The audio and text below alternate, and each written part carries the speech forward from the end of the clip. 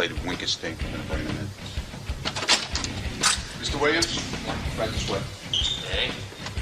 Are you all together? Yes. I found him on the street. Oh, okay. Somewhere, but just make sure. They said they'd represent me, so I thought, you know, bring them on up. The heck. What's going on, Barry? A little of this and that. It's always nice to be greeted with a camera shoved in my face. 7 in the morning. Let's put a little more light on that thing. See, there it goes. There you go. Excellent. That's You broke my camera. Am I following you? You broke my camera. You're going in there. Thanks. What brings you back to the show? An invite. I got invited, so I showed up. So do you know what you're doing here today, basically? I think we're doing a little bit of weakest link kind of a deal. Yeah, the weakest dink. Weakest Dink. Yeah. Of course. Okay. So and I think you're gonna be emceeing it. That's right. That's what they're telling me. All right. So what do you expect to happen in there? I have no expectations. You never know what's going to happen. That's the fun part about being here. It'll just be whatever the hell comes up will be fun and great, and we'll make it all work. We're going to play Weakest Dink. Okay. The dude from the Brady Bunch, what's his name? Barry Williams. Barry Williams. Is it Williams or Williamson? Barry Williams. I forget. Barry Williams will be the host. Me, you, 𝗦𝗵cie𝘄𝗿𝗍. Who else? Casey. Casey. And Gary. And Gary. By the way, Casey thinks he's going to beat 𝗦𝗵cie𝘄𝗿𝗍. You know what's so funny about hate this Casey? weakest dink. You had such a great line, Howard. You hit it right in the head yesterday. Casey's bitterly complaining that the last time Vinny gave him hard questions, and you said they're only hard because you don't know the answer. Yeah. When you know the answers are easy. They're all at the same level of difficulty. Right. Which is very difficult for Casey. Sorry, Casey. No, if anybody who knows who watched it last time, Vinny screwed me because you were getting mad that there's so many questions going on. So Vinny decided, in his infinite wisdom, to give me the hardest question to get me out quick because I should be out first. So. That's ridiculous. No, I know. Go back and listen to Vinny, it. He gave me. It's not true. Guys are always screwing you. He's complaining. He's complaining that Casey's complaining that you got a question about Lucky Charms, but he got a question about 18th Lucky century. Charms. I never ate Lucky Charms in my life. That was the hardest question for me. It was laughable because it was two easy questions. We'll see how you do. For you, they were easy. All right, you ready, Casey? Quick, come here. You got 7 seconds to answer this. What's 3 times 14? Quick. And time's up. 36. All right. The answer is 42. So you're going to lose. But that's not how the game works. You don't say, all right, hurry up, do this. Another hard question. Right. Casey, who wrote The Catcher in the Rye?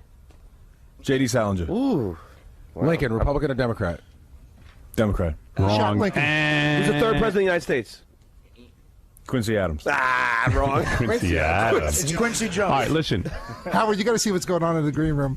Barry's asking so many difficult questions of me of like the rules of the game. Right. I had to run out and ask Gary for help.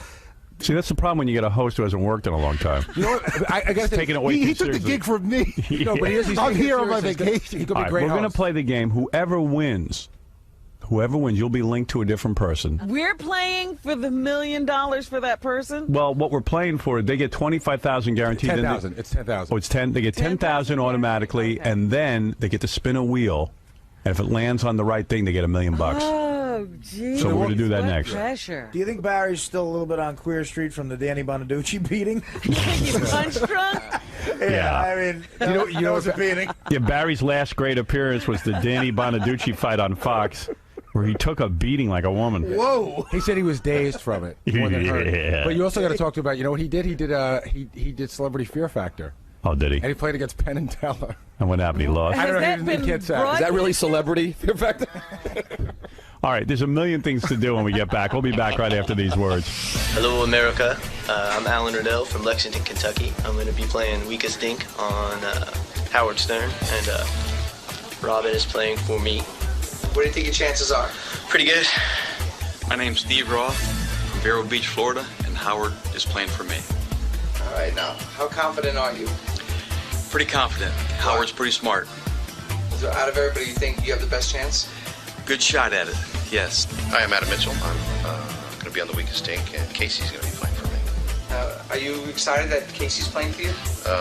I'm not sure. They're telling me in the room here that I shouldn't be, but we're going to go with them. What do you think your chances are? Good, real good. Hi, my name is Robin. I'm from San Clemente and Baba Booey. Gary's playing for me on the Weakest Dink. And if I win $1 million, kids' college fund, house improvements, new car. What if you win 10 grand? If I win 10 grand, I'd have to think about that for a while. That goes fast. But What do you think your chances are? pretty good with Gary. Yeah, pretty good. All right, who are you glad that you didn't get? Casey? Sorry, Casey. Well, just because I know he's not the brightest crayon, sorry, in the box. Sorry, Casey. Name's Martin Lafferty. Tom's playing for me. Okay, what do you think your chances are? 20% for the 10 G's and 1% for the million if I win the 10 G's. Are you confident that Tom's going to win for you? It's a toss-up. I wish Fred was playing for me. We are back. I am now in a different location. I am standing up. I have not been 100% this week because of illness, and to stand up is a difficulty for me, but yet I'm willing to do it. Are you already laying the groundwork for not winning? No excuse. Yes. I'm going to lose anyway. I always lose these contests you did anyway. so well the last time. Put on the microphone, Scott. Put on the microphones.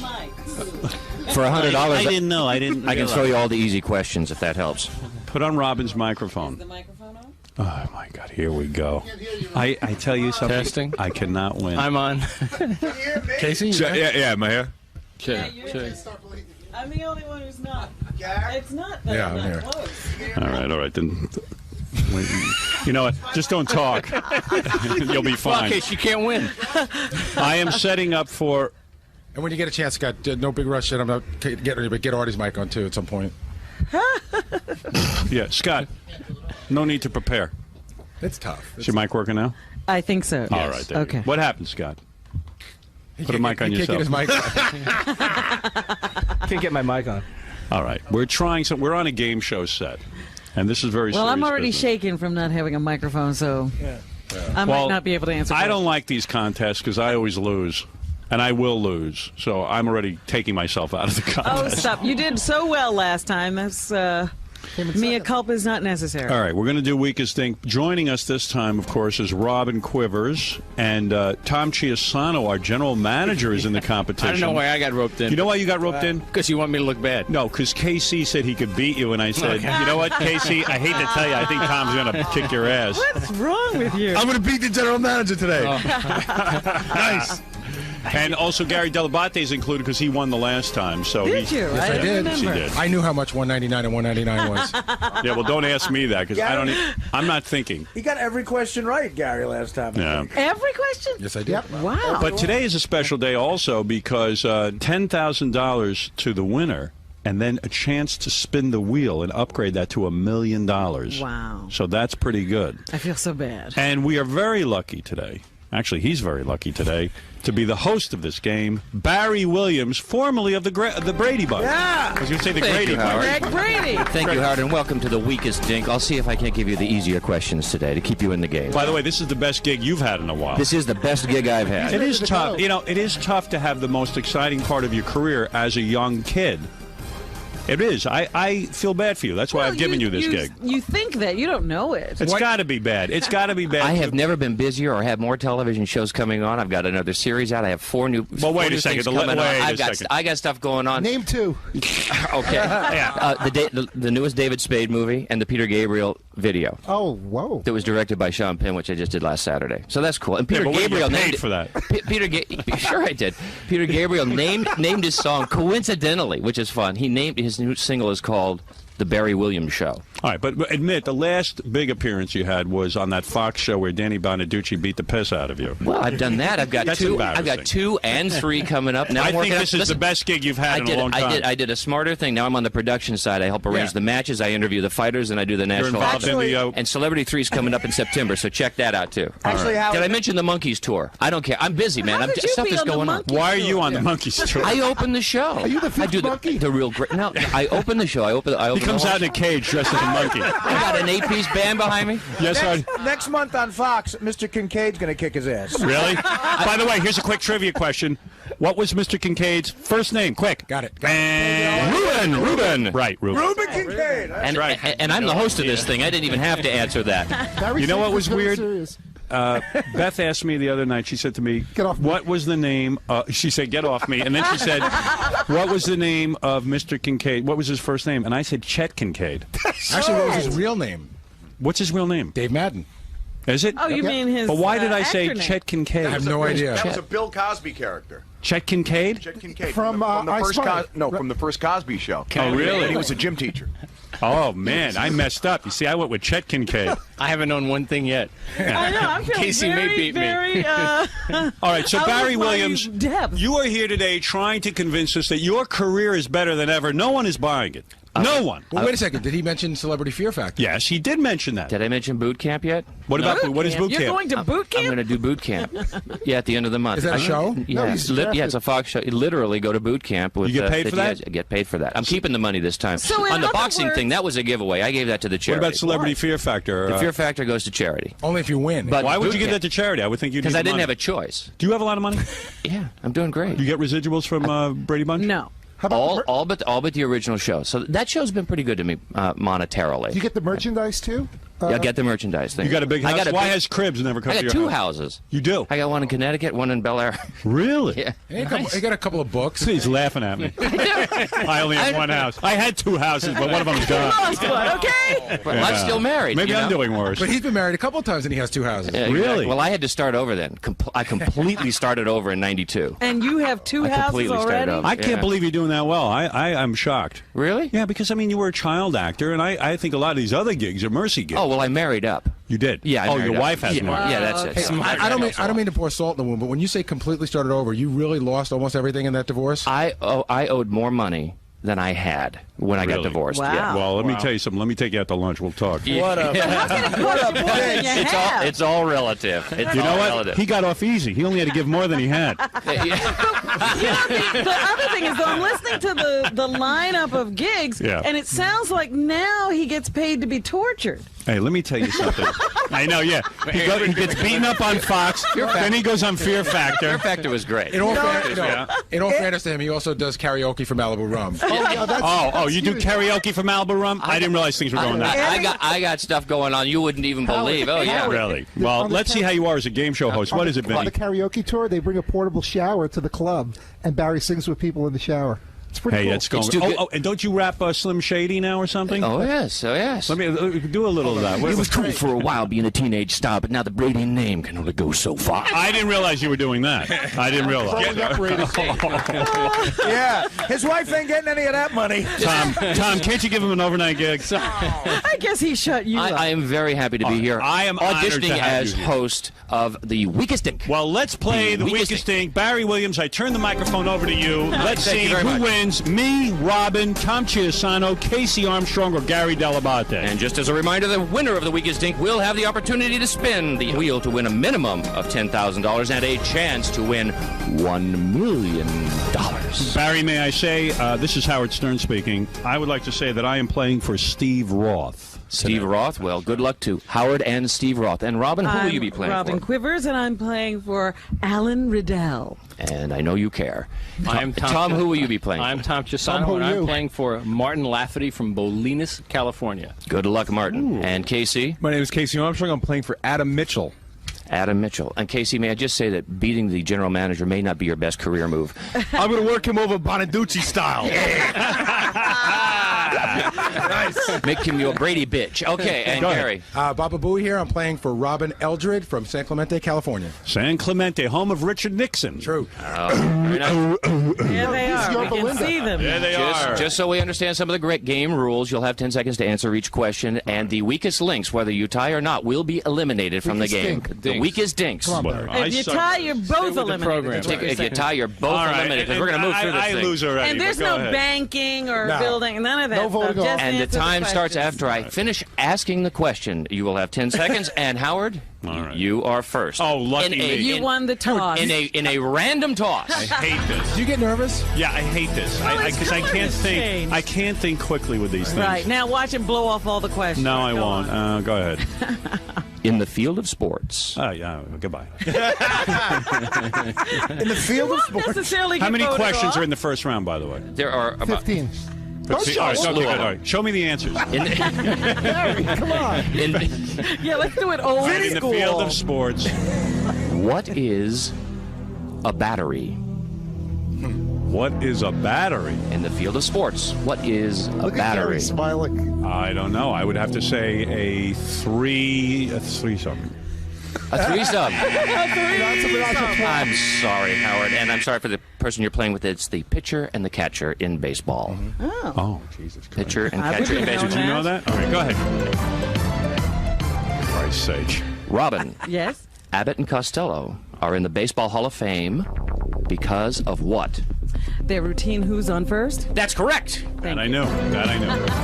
I knew that. Tom, who is the self-proclaimed fifth Beatle?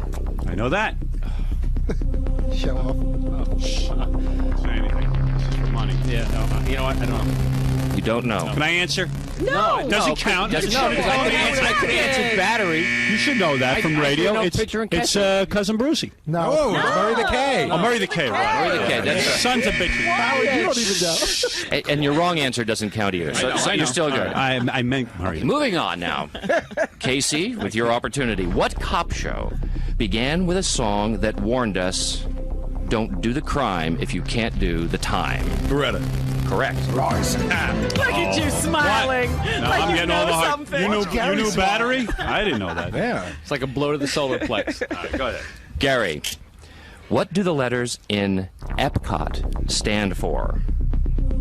Jeez. Yeah, come on, dopey. Epcot. Not smiling Epcot. down. Shh, give him a chance. I have not a clue. Does Casey anybody here said- know this? Does anybody on this panel know this? I know it, but Oh, go sure ahead. you do. We'll let you answer. I'm saying I don't know it. Tell him, Barry. Go ahead, Barry. Experimental Prototype Community of Tomorrow. It's an acronym. How come I get Epcot? She gets Abbott and Costello. I got battery. That was a crime. All right, my chance. Come on. I'm coming back into the game. I think you're coming back. Come on. All right, and this question is for Howard. I should know this. Beretta. Come on, you got to be quiet. It's very Take serious. it serious. My turn is very serious. I'm sorry, Marty. What is Howard Stern's first name? No, I'm just kidding there. Your question, what does summa cum laude mean?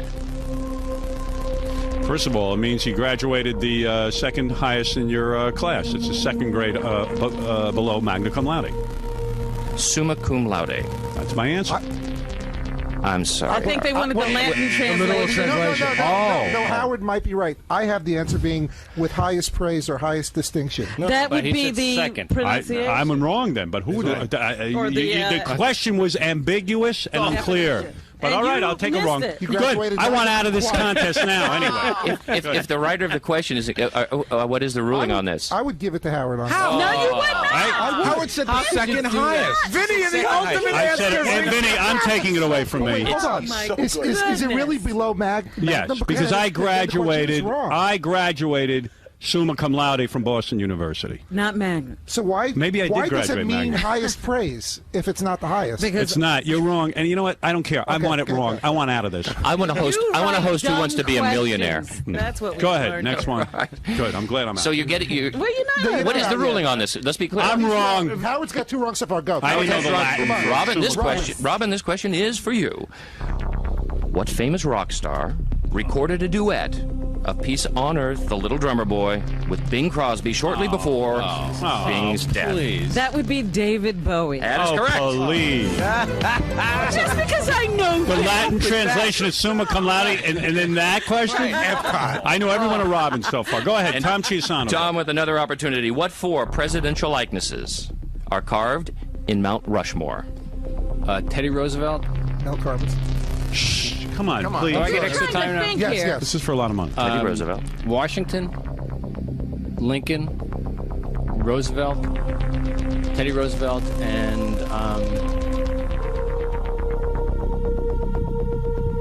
Jefferson. Oh! I need a ruling on that. time. No, he said got- Roosevelt twice. And he said Jefferson at the buzzer. At the did say buzzer. that. He said Did he Jefferson. get it in under the buzzer? Did he get Jefferson in under the buzzer? Yes, he Because he did. said all four. I feel he did. Yes. Yeah, he got that. Yeah. Tom Windsor. That was correct. You got it just in under the buzzer. I said Roosevelt Yes. repeating Teddy twice. That was You said it. You You said said it Lincoln? twice, but he said Yes, he I said said Lincoln. Lincoln. He said Jefferson at the very end. Tom, you can be very proud of yourself. I'm the host. Way to I go. got it right here. Way to go. Everyone That's gets exactly what he's easy. doing. So far, Gary and I got you the know? shaft on our questions. Did you know? Yeah. Okay. Of course. Mount Rushmore, I know. And But now- David Bowie, I know. I know Abbott and Costello. I don't know the Latin translation of summa cum laude. No, I think there's a big discrepancy in the question. Go ahead, Casey. I was arguing this Casey- last time you laughed at me. Go ahead, Casey. Ask me another Latin question. Casey, another chance to be demoted here.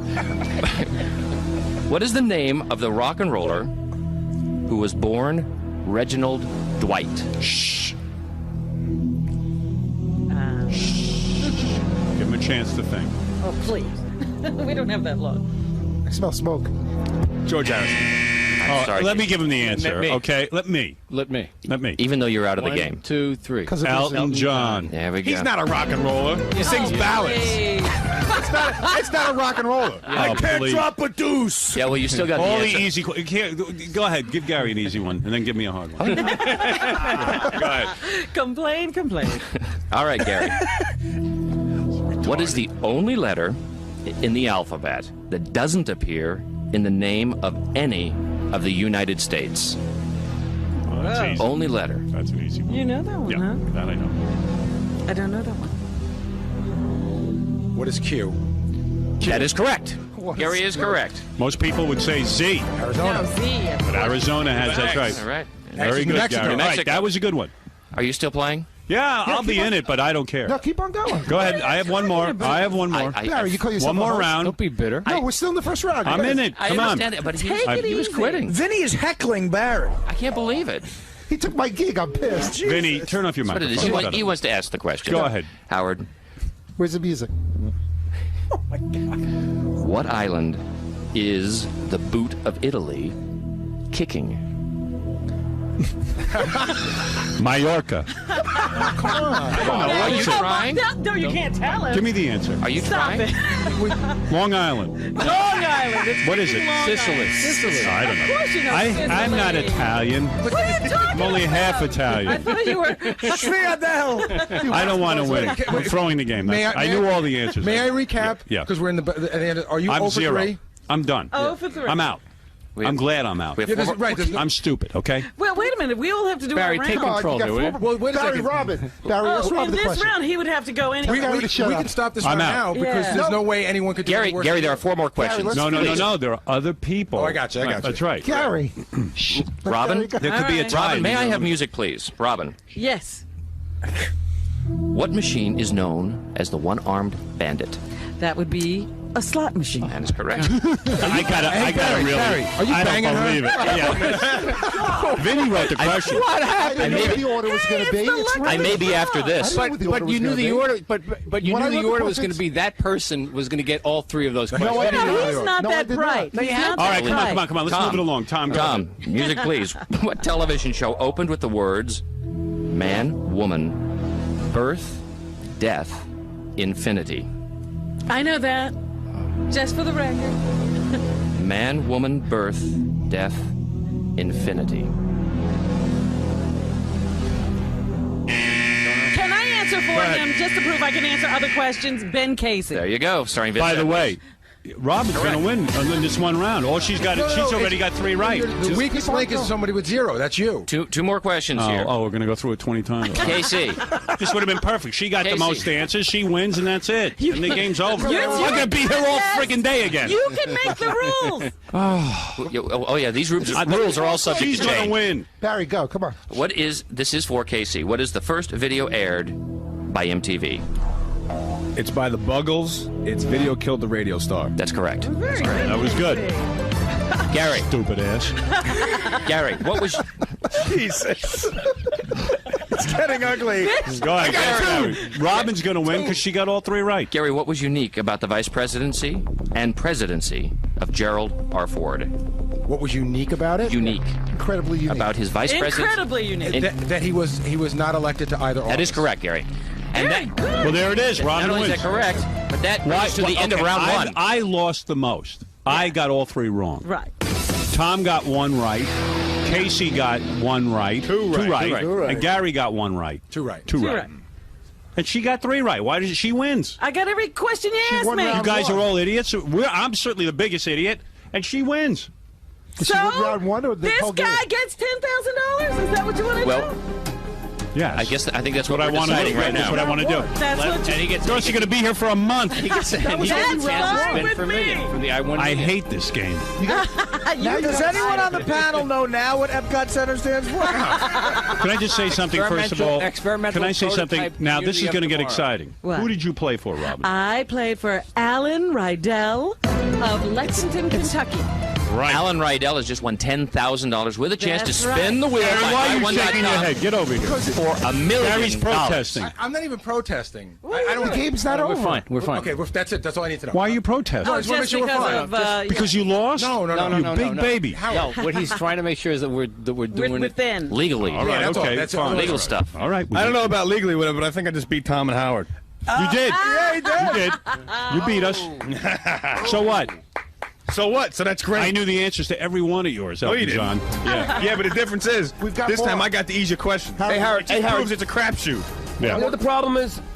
Vinny puts hard questions with easy questions. It should be all the same level. I know. He doesn't understand what the level is. It was so unfair. I And there's didn't know got to what be the order rotation. was going to be. I mean, Now, where It's is... the luck of the draw. but it shouldn't be. No. There should be something that It should be gets the same questions level. to be the same All right, level. I don't care. A, B, C. How do you make that they're judgment? I want to always meet hard the when guy. you don't Here's the know guy. them. Here's the guy. Here's the guy. All right, here, Hey, here, Marty, go to I'm the sorry, man. He's schlepping the board like Christ. We have some show. All right, Robin, you have one for Alan Rydell from Lexington, Kentucky. By the way, Barry Williams was an excellent host, and Yes, I you were. would invite him back to do this again. In spite of what everybody says about Vinny you were sucks great. as a- He'd rather as a play with question Millionaire. picker, but Barry was very good. Yeah, what is that, Barry? I'd rather play Millionaire. Well, next time maybe we'll do Millionaire. Great. You're really good at this. You're You good were. You Thank were you very much. wonderful. you know, I felt bad for you at the beginning of this because Oh, you were a that is- child star, but It seems you can handle yourself. right. It seems you still got get right some out. ability. All right, Alan, you did. Alan, you sat in the green You room, sat in the green room. and Robin won for you. Thank you. She answered the most questions, therefore she is the winner, and you are the winner. I was glad to do it for you. Now, this is exciting. This is the big moment. All right, you are going to get, Alan, a chance to spin this wheel. As you can see, everything is marked $10,000. There's one marking that says $1 million. Just one? Just one. It's a shot at $1 million. I don't like you had 3 easy questions. Alan, what do you do for a living? I deliver pizzas. You deliver pizza. So this would probably increase your income 2 times. Howard, this is $1 million tips. Yeah. Right. This is $1 million You know tips. what? $10,000 would change his life. Right. You're already ahead of the game. Actually, a sandwich would change his life. What would you do with $1 million if you won it? Probably just buy a house, invest some. Buy a house, invest. Sounds good. Yeah, stocks are Smart good. man. Yeah. Give some to Barry. Smart. Pay off the ex-wife. Yeah. Isn't it 2 ex-wives? Yeah, no. That's just one? one? No. Okay. You're still paying that first wife? No, that's done too. That was just the trial marriage, and now I'm in the real one. Now he's delivering pizza. So you chose the lump sum payout over the annuity? All right, so here it is. Your shot. Are you ready to do it? Now you have to spin it very hard. How old a gentleman are we dealing with here? I'm 22. All right. Yes, I was once 22. All right, here we go. Now get ready. Put some thought into this. Spin it hard, though. It's got to go around and around and around and around. What are the odds, Howard? Here we go. What are the odds? Yeah, 1 in 100, I think. Yeah. Okay, that's not that bad. It's not bad. It's better than the odds to get on the show. That's right. Here we go. Do it. A pizza delivery guy spinning for $1 million. Robin has her fingers crossed. Well, you gave that a real spin. Why don't you put those fingers in my crotch? Do me a favor. This is taking longer than it took to play the game. That's okay. That's okay. Here we go. Round and round she goes. Where she stops, nobody knows. I'm getting dizzy looking at the wheel. I know, it's really going. I'm taking a look here. This is exciting. This looks good. Looks good. I think he might get it. Oh, He's got a shot. He's got a shot. Oh, it's coming by. Oh, wait, we got a full time around. I think you're going to get it. Let it go. Oh, my God. Let it go. Let it go. Let it go. Oh, you're nowhere close, bro. You know what? I think you got to keep the pizza job. $10,000 ain't shabby, You though, know what brother. you get? You get the leapfrog with a naked Benji. All right, so here, Howard, from i1.com is John Broad to present the check. You want a fake check from Alan, me. congratulations on the 10 grand. We love giving away money every single day. We give it away $10,000 just for using our search engine on our site, and we're happy to do it for you today in the Howard Stern Show. You're a winner. Thank you. I'm a 10,000 air. You're a 10,000 air. Let me tell you something. And They how much? don't grow on trees, you know. That's right. I bet you a lot of chicks are going to come on to you now, and I want you to be careful. Thank you. Just remember when you were a plain old pizza delivery guy, where were those women then? Back in the day, I'll remember that. okay. Now I'm going to buy my friend's computer. Thanks to Barry Williams, who, of course, is the great host of Weakest Dink here today. Hey, Barry, what's your website? Yeah, anything you want to know about what's coming up, what I'm really doing, and Oh, yeah, I can't wait to find out. BarryWilliams.com. All right, we'll be back right after these words. The Weakest Dink. Tom, what happened, Tom? I got, you know, I'm not into the old TV. I get stuck twice on those. Are you embarrassed at all that you lost to these guys? I'm embarrassed that Casey knew 2 and I only knew 1. But you know, I take my question in terms of the difficulty, you know, against any of the questions that were asked. I don't know how many people knew those 4. How do you feel your performance went for your first hosting job? That wasn't a performance. I was simply hosting, trying to facilitate the game, keep it moving, keep it going. What happened? Well, I was getting interrupted a lot, but you see, even though I was given the hosting chores, one must always remember whose show it is. And if the host of the actual show is interrupting, then you got to kind of go with that flow. Right. But actually, Howard was very complimentary. He said that it went very well, and I have become the quintessential host. So, Howard, we're holding you to that. I'm coming back in. We'll do it and do it and do it. We'll keep having fun and winning money for people. It was great. I loved it. I had a great time doing it. All right. I may have a future in game shows now. Yeah, do you think so? Yeah. That's where you're going to go? Barry Wiliams, former child star, game show host. So you won, man. Congratulations. Yeah. So how does it feel? Pretty good. Were you surprised that Robin was the one that actually won? Yeah, I guess. I guess. Well, do you want to thank her? Yeah, I did thank her, but definitely, thank her here again. Okay, where is she? No, just thank. Oh, thank you, Robin, very much for getting all the questions right and having me win at $10,000. That's great. Let me see your check. I know that feeling. Feel good, huh? Yes. Kind of afraid to walk back.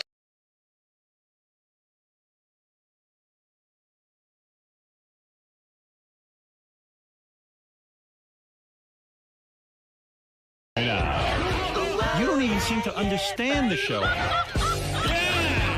You just ruin everything. You got to be funny in here. I can't wait for you guys to see this on Howard TV. Daily shows, classics, and exclusive behind-the-scenes access. Well, that's going to be on Howard TV. The funniest, sexiest, most star-studded network on TV is Howard TV On Demand.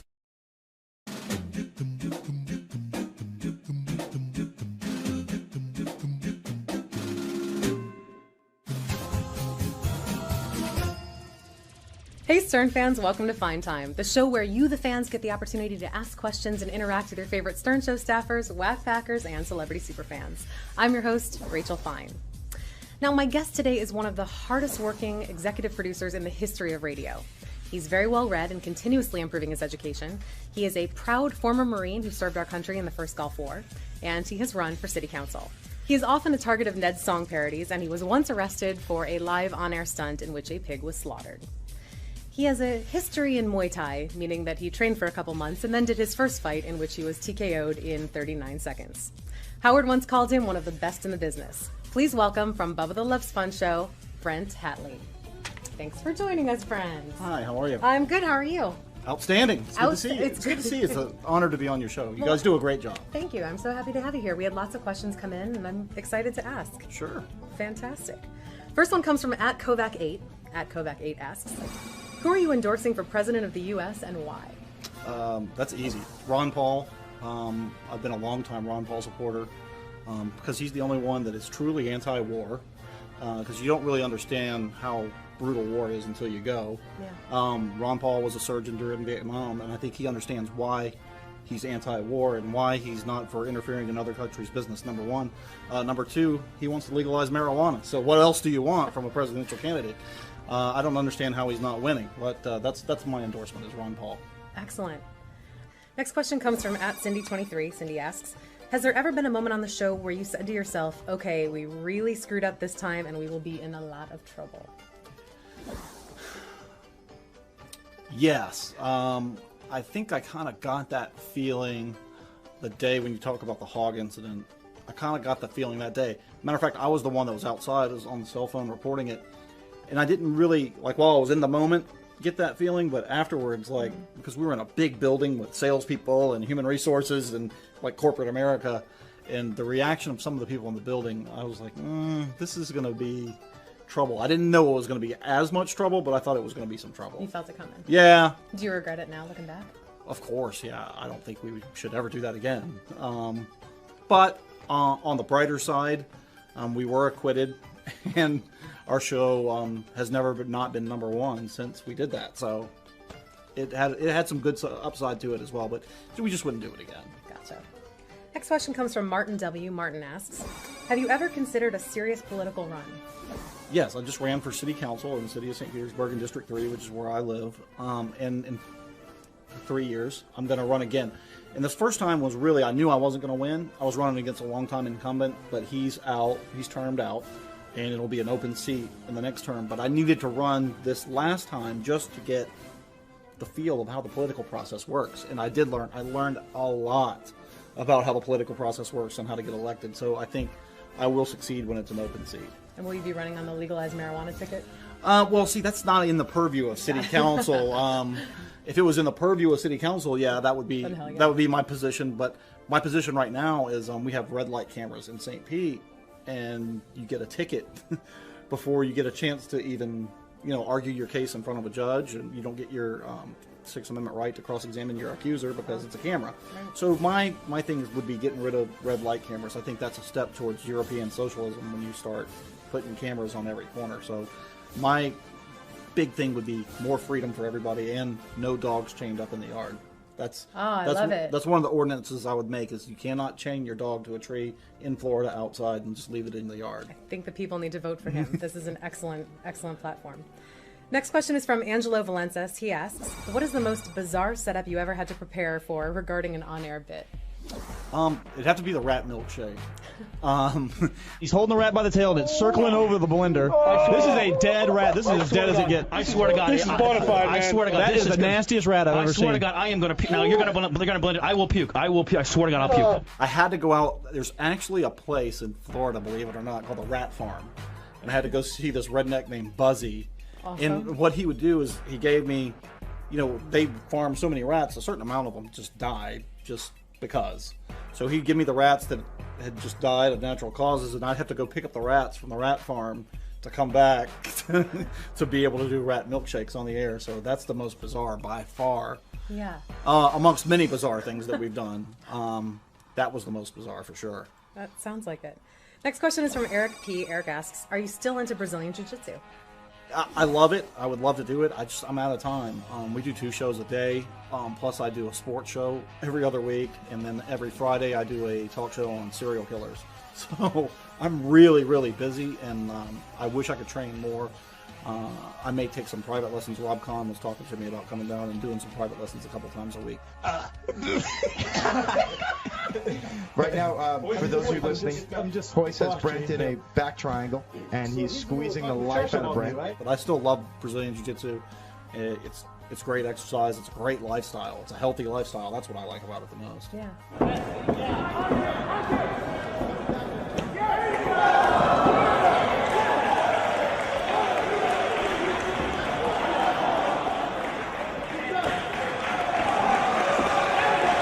Alex from Hamburg asks, would you consider Bubba a close friend, and do you hang out in private? Yes, he is a close friend.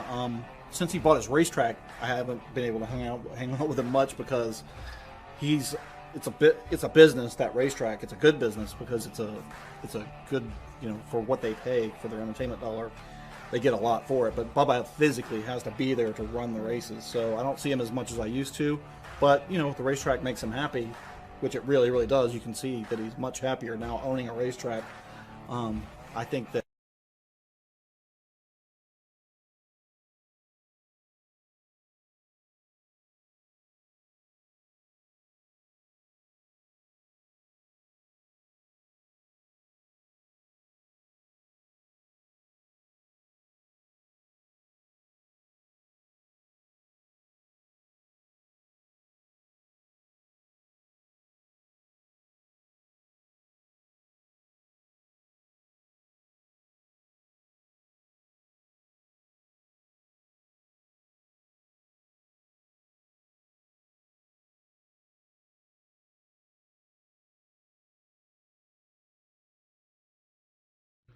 At Dave Lamford 28 asks, what is the worst thing you have ever done to piss Bubba off, and how did he react? It's going to sound lame, but it was kind of big at the time, is we were in Jacksonville one time to do a broadcast, and this was before the days of GPS. It was in 2002, so we really didn't have GPS. So I had MapQuested from the hotel to the radio studio that we had never been to, but we got all kinds of lost, and we walked into the door to the radio station at 6 a.m., so Bubba freaked out. I mean, he was really, really, that's the maddest I've ever seen him Because you know that feeling of being lost Yeah, is bad it's anyway. And being lost and knowing that you have a show to do and no time to do any prep, he was furious about that. So that was the worst. But now we got GPS, so we don't get lost anymore. Excellent. Next question is from Perry R. Perry asks, who is better on the radio, Howard or Bubba, and what does each bring to the table? I think that's not, for me, the way I listen to the radio, that's not really fair to compare, because they both do different things. I mean, it's all relative. Like asking somebody who's your favorite band. I like different bands for different reasons, and I like them both for different reasons. Howard is, these days, a lot more calm and paced and very deliberate. When I first started listening to Howard in the early 90s, he was all kinds of pissed off. And that's when I really became a fan of Howard, because he would just bring people in machine gun and just mow them down. Bubba, I like on the air. I like on the air because you never quite know. Like sitting in the chair producing the show for the full 4 hours. Honestly, my stomach is in knots because I just don't know what he's going to do. And that's the thing about Bubba, is you just don't know where he's going to go with something. And they're just different like that. Howard's very deliberate, and he kind of knows where he's going to go with things. And Bubba's like a bull in a china shop. So they're different. And you can't really say one's better than the other. It's all relative. And I've got a lot of respect for Phil Hendry, too. I mean, I'm a huge fan of his. But they all three do different things. And I think that just like music, you've got to appreciate each air personality for what they do. Absolutely. Next question comes from @Zuba. Zuba asks, if you had the chance to take over producing Howard's show, would you leave Bubba? That's a tough question. It really is, because I got a lot of respect for Gary. Gary's a good friend of mine. I love Gary. I really do. And everybody that works at Howard's show does a great job, and they've all been fantastic, just great to me. That would, gosh, it would be tough for me to live in New York City. It would. We have a lot of room here in Florida, and Bubba kind of leaves me to be a little bit more autonomous. So I don't know. It would depend. Bubba's been good to me, so it'd be hard to leave Bubba after he's been so loyal to me after all these years. But Howard's also been great to me as well. So I would do it if Bubba didn't have a show anymore. Fair enough. And Gary was not working there. Yeah, I would never take Gary's job. I'd never step on Gary's toes. Gary's a great guy. He really is. People give Gary a hard time, and I know it's fun to goof on Gary, but Gary, deep down, is awesome. I love Gary. Awesome. I want to thank Fred for taking the time to answer the questions that you, the fans, submitted. Keep sending your questions in. You can tweet them, you can Facebook them, you can email them, you can even send a video submission. Remember, this is your show, so don't screw it up. Until next time, I'm Rachel Fine, and I hope you had a fine time. I had a fine time with you, sir. Thank you. That's fantastic. It's enlightening.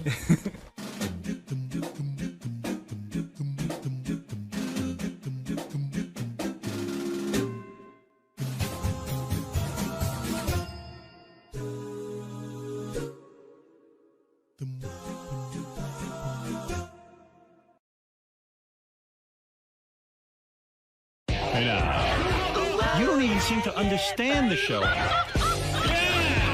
You just ruin everything. You got to be funny in here. I can't wait for you guys to see this on Howard TV.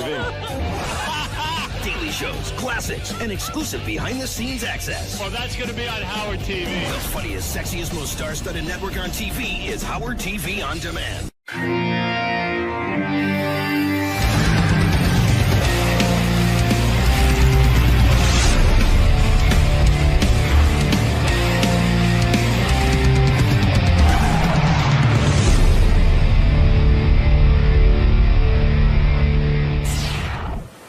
Good morning, Richie. Morning. Welcome back. Hey, great to be back, man. It's been a long time, baby. Yeah, it's been a number of years, I think. But yeah, man, sir. too long. Morning, guys. You just gonna go right in there? Hey, man. How are you? How are you? Good to see you. Good to see you, man. How's everything? Good. And then years later, after What's cooking? Looking forward to this, Richie? Looking forward to talking Absolutely, Howard? man. You've had a busy last few years. You got a lot to talk about, I'm sure. Oh, absolutely. Be a lot of fun. All right, man. We'll let you get settled. All good, buddy. Richie Sambora, you know him from Bon Jovi, of course. I always thought that was weird that John's name got to be the band anyway. It could have just as easily been Sambora. Sambora's a good name for Yeah, a you band. know what happened? When we were kids, it's like we really tried to find a name. Right. A different name. Right. And we couldn't. And Yeah. John, I mean, we really tried for like months, man, and they all sucked. Did anyone ever say Sambora? No. No, they didn't, man. But hey, you know, Howard? Yeah. By the I way, was you gonna look ask very. you know what very the great handsome. thing of the great thing about making a solo record? Yes. You can actually name the band anything you want. And what did you name? So the I band? got. We're just kind of rolling with a few names here. Sambora. The first name was the Disgusting Rabbis. Oh, I love that. I want you to help. You love got any that. ideas? That's it. Disgusting Rabbis is That's an one. unbelievable name. How about what's the other one here? We have Satan Castro and the Exiles. I like that one. No, I don't like. How about Satan Castro and the Exiles? What are you talking about? Bon Jovi? How about the Katy Perry Dancers? Oh, that's funny. Richie Sambora and the Katy Perry Dancers. I like that. What else we got? We got the Fine Coxmen. Oh, that's a good one too. You know what? You're not bad with these names. We got some. Let's see. So choose one now, so I can know what to call. I don't the know. band. What do you think? What else you got? How about Dick and the Cocktails? No, I don't like No? that. That's right. How about I fucked Denise Richards? My man. Steady. Are you done with her? Wait a minute. Are you? I got a million questions for you. All right, no problem. That's cool. Go ahead. No problem, but he'd like I don't to hear get onto Howard enough another in my topic. cans. Can you turn them up? And Robin too, please. Give him a little juice, Scott. Yeah, I what do need you more think? juice. You know what I'm saying? Doing it back there. They're doing it back because you just stare at Richie like nothing's happening. Are they listening back there, Scott? So Richie, is it true you still take guitar lessons and vocal lessons? Yes, I do. Yeah. That's an amazing dedication because I happen to think you're one of the best guitar players. You Oh, really are thank a you, sir. tremendous guitar, and I think you're underrated. Are you not? You know, I'm not sure. In some places I am, and in some places I'm not. You know. When they Does he make those lists? Yeah, when they make lists of some of the greatest guitar players of all time, they leave you off the list. And yet, I've seen you play, and I know the music. Why are you left off of those lists? You know, I think it's a part of, in Bon Jovi, I don't get a chance to actually work out a lot. Right. So in essence, when you make a solo record like this, right, man, I got to tell you something. I want you to listen to the record because I think you're really going to like it. I get to wind out a lot more. You know what I felt in rock music? There's not a lot of jamming going on. Right. Right. You know what I mean? So I got a bunch of great musicians with me. Yeah, and I don't have my introduce these electric guys. here today, but right. On the record, you'll find a lot of great songs, and me, I get to be a vocalist again, which is always cool. You started out as a vocalist. Yeah, I was Every band you were ever in, you were a vocalist. I was a lead singer, yeah. And then when you hooked up with Bon Jovi, which I don't even remember how the hell you met John and all that, but we'll go into that. But when you hooked up with him, suddenly you're not the lead singer. And is that a blow to you? Is that a blow to your ego, or do you because you can get lost back there, right? Nah, not at all. The thing with me is I was always a working musician, Right. and I never took it for granted. And I was trying to get a leg up in this business any way I could. Right. So, I mean, what convinced if you, I'm just though- going to be like a primary songwriter and the guitar player in a great band, hey, man, if I'm going to make it that way, that's going to be a good deal. And obviously it paid off in spades. But what convinced you? How old were you when you made the decision, okay, I'll let this guy be the lead singer? Oh, yeah. When I first got in the band, I was 23. 23? Yeah, 23. Up until then, you had been in other bands, and you were the guy, you were the front man. Yeah. So why did you make the decision all of a sudden to hook up with John and let him be the front man? Well, like I said, I was just joining bands upon bands upon bands. Actually, when I met John, I had already had 2 record deals. Right. I was on Led Zeppelin's label Swan Song. Right. In a failed record deal there. And then I was on Capricorn Records with a guy by the name of Duke Wiliams and the Extremes. Was that a solo deal, or you had, in other words, you had a whole band that? Yeah, there was a Swan band, Song? and I was an Extreme in that band, so I wasn't the front man in that band particularly. Right. But all the other club bands I was in and all that stuff, you know what I mean? When you were a young guy in Swan Song, which was Led Zeppelin's label, I remember that label. It was the coolest label ever. Even looked cool. Oh, yeah. When they sign you, do you think that's it? I am now going to make it. I am going to be famous? Absolutely. And then when it doesn't happen, is that the biggest blow in the world to your head? Absolutely. But you got to keep on going. It's like I made 3 records before I started my own independent label before I met John. Did you graduate high school? Yes, I did. You did? Did you go I was to in college? college, yeah. I went through 2 years of college. Where'd you go to college? Keene College. And when you were in Keene College, you knew you wanted to be a musician? Oh, I knew I wanted to be a musician all along. Did your parents tell you, don't do this? This is No, a they mistake? were very supportive. And you were a guy who sat in his room and practiced guitar every day? Yeah, you know, I'm a self-taught guy. I didn't know So the that. only way you can teach yourself a guitar is actually to bump into your own mistakes. How do you teach yourself the guitar? I mean, do you listen to records and play along with them? Exactly. And you emulate your heroes. Do you think that you're a genius in that you taught yourself how to play guitar? I mean, to me, that would seem impossible to get to the level you're at to do that yourself. You know, I always had an ear for music, and I kind of learned backwards because I kind of could play by ear. Yeah. And then I kind of went to theory classes and stuff like that, and actually learned the musical end of it. Were you popular in high school? I would imagine you were. Yeah, I was. Were I you was an a athlete? jock, and I was in bands, and Oh, I no was kidding. going to different towns. You were? What were you? A football player? No, I was a basketball player, baseball player. I played a little football, but I was getting my hand caught between helmets and ribs broken, and hell with that shit. And when a guy's as good looking as you, you're popular, and you play guitar, you getting laid at 12? Or I got to tell you, man, it was pretty good, man. It was, Women right? like musicians, let's face it. Were you getting laid at a very young age? Not really. 16, 17? 17, yeah. 17 That's years pretty old. young, I guess. Yeah, that's pretty good.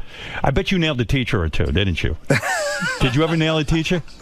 No, I didn't. You didn't? Didn't have a teacher. What's wrong but with you? I had friends that had some teachers. Right. Really? And so you go to high school, and by high school, you're hooking up in bands, and you were signed to Swan Song by the time you were what age? I was like 19 and a half. Unbelievable. Yeah, I was playing, you know what? I was playing in New York, 4 or 5 times a week. I was doing Great Gildersleeves, CBGBs, privates, places like that were really happening in the city, you know? In a way, you were blessed. I mean, most guys struggle a little more than even what you're talking about. I mean, the fact that you got signed so young to a label. Yeah, but you know what? The record never came out, man. Zeppelin blew up. And that whole label, just took a shit, basically. And the record that you produced with Swan Song never came out, yeah. That had to break your heart. Yeah, totally.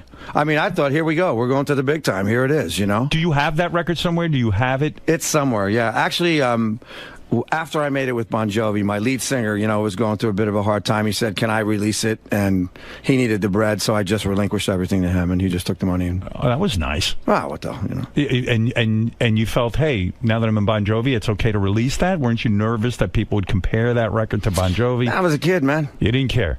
I didn't care at all. So if you were having a lot of successes before Bon Jovi, what made you join up with John? Did you think that he was an extraordinary singer and he could do a better job singing than you could? Well, no. You know what? I went to see him play a club called the Fountain Casino. Remember that place? No. Right. It was right up the I street was from the Club sequestered. 𝗏 where you used to play. Right. Where I used to come see you play. Right. No. Yeah. You used to play with me. Yeah. You right. called me up a bunch of times. But and I went and I saw him. And my bass player, Alec John Such, was actually playing with me at the time, and he was moonlighting with Johnny. Right. Because I got asked to join KISS, and I flew out to L.A. You did? Yeah. Wait a second. When did that happen? 83. 83. This is before Bon Jovi. Yeah. Those guys had heard your solo stuff. I guess somebody, hipped them to me, and they were interested in having me come out, so I went to California for the first time. Yeah. And I ended up staying out there for 2 weeks and having a blast. Wait a second. So how old are you at that point? At that point, I'm about 22. 22 years old. KISS calls you. Was KISS already successful? Oh, big time. Big time. And so they needed... I was going to replace Ace when they were looking for a guy. And so did you get into the makeup and... No. No. No. You know what? Honestly, I respect KISS a lot, but my music was more into a more blues-orientated kind of thing, more organic. I was into like Zeppelin and Hendrix and, guys that played guitar and actually emoted through the instrument. So when they called you and said join the band, were you open to it, or did you already... Like I said, I was searching to get a leg up, and I was in like 5 bands at the same time. But how could you turn down KISS? Here's a band that's making a ton of money. You hadn't really broken through. I imagine you didn't have a lot of money at that point. Oh, definitely not. When you turned down KISS? Well, basically, I walked into the audition, and they were looking for a guy to like worship them. Yeah. And I didn't. That's Gene. I just wasn't that guy, you know what I mean? Right. So I'm like, come on, let's jam, let's do something. And they want to do like, you better know Black Diamond. I go, I don't know. You know what I mean? I was like, can we just play so you guys can get a sense of what I'm doing? Because I'm sure I can play your music. Right. And so did you... They got upset. You're kidding. Yeah, they got a little upset. That seems very professional to me to say, let's see if we can bond here. Let's see if yeah, we they can got a little upset, but it was really funny because, like, fast forward a little bit. Yeah. Our first tour in Europe, we opened up for Kiss. Yeah. And we laughed about it a lot. Yeah. You know? So you went there for 2 weeks.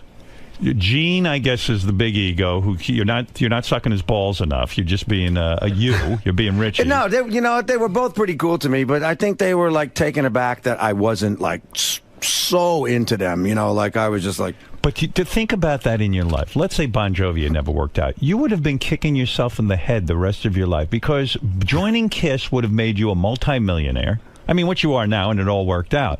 But it does take a lot of balls to turn down a band like Kiss and not sit there and suck their ass a little bit and get in the band you know what, and Howard? Make a fortune. It didn't seem authentic to me for some reason. That's beautiful.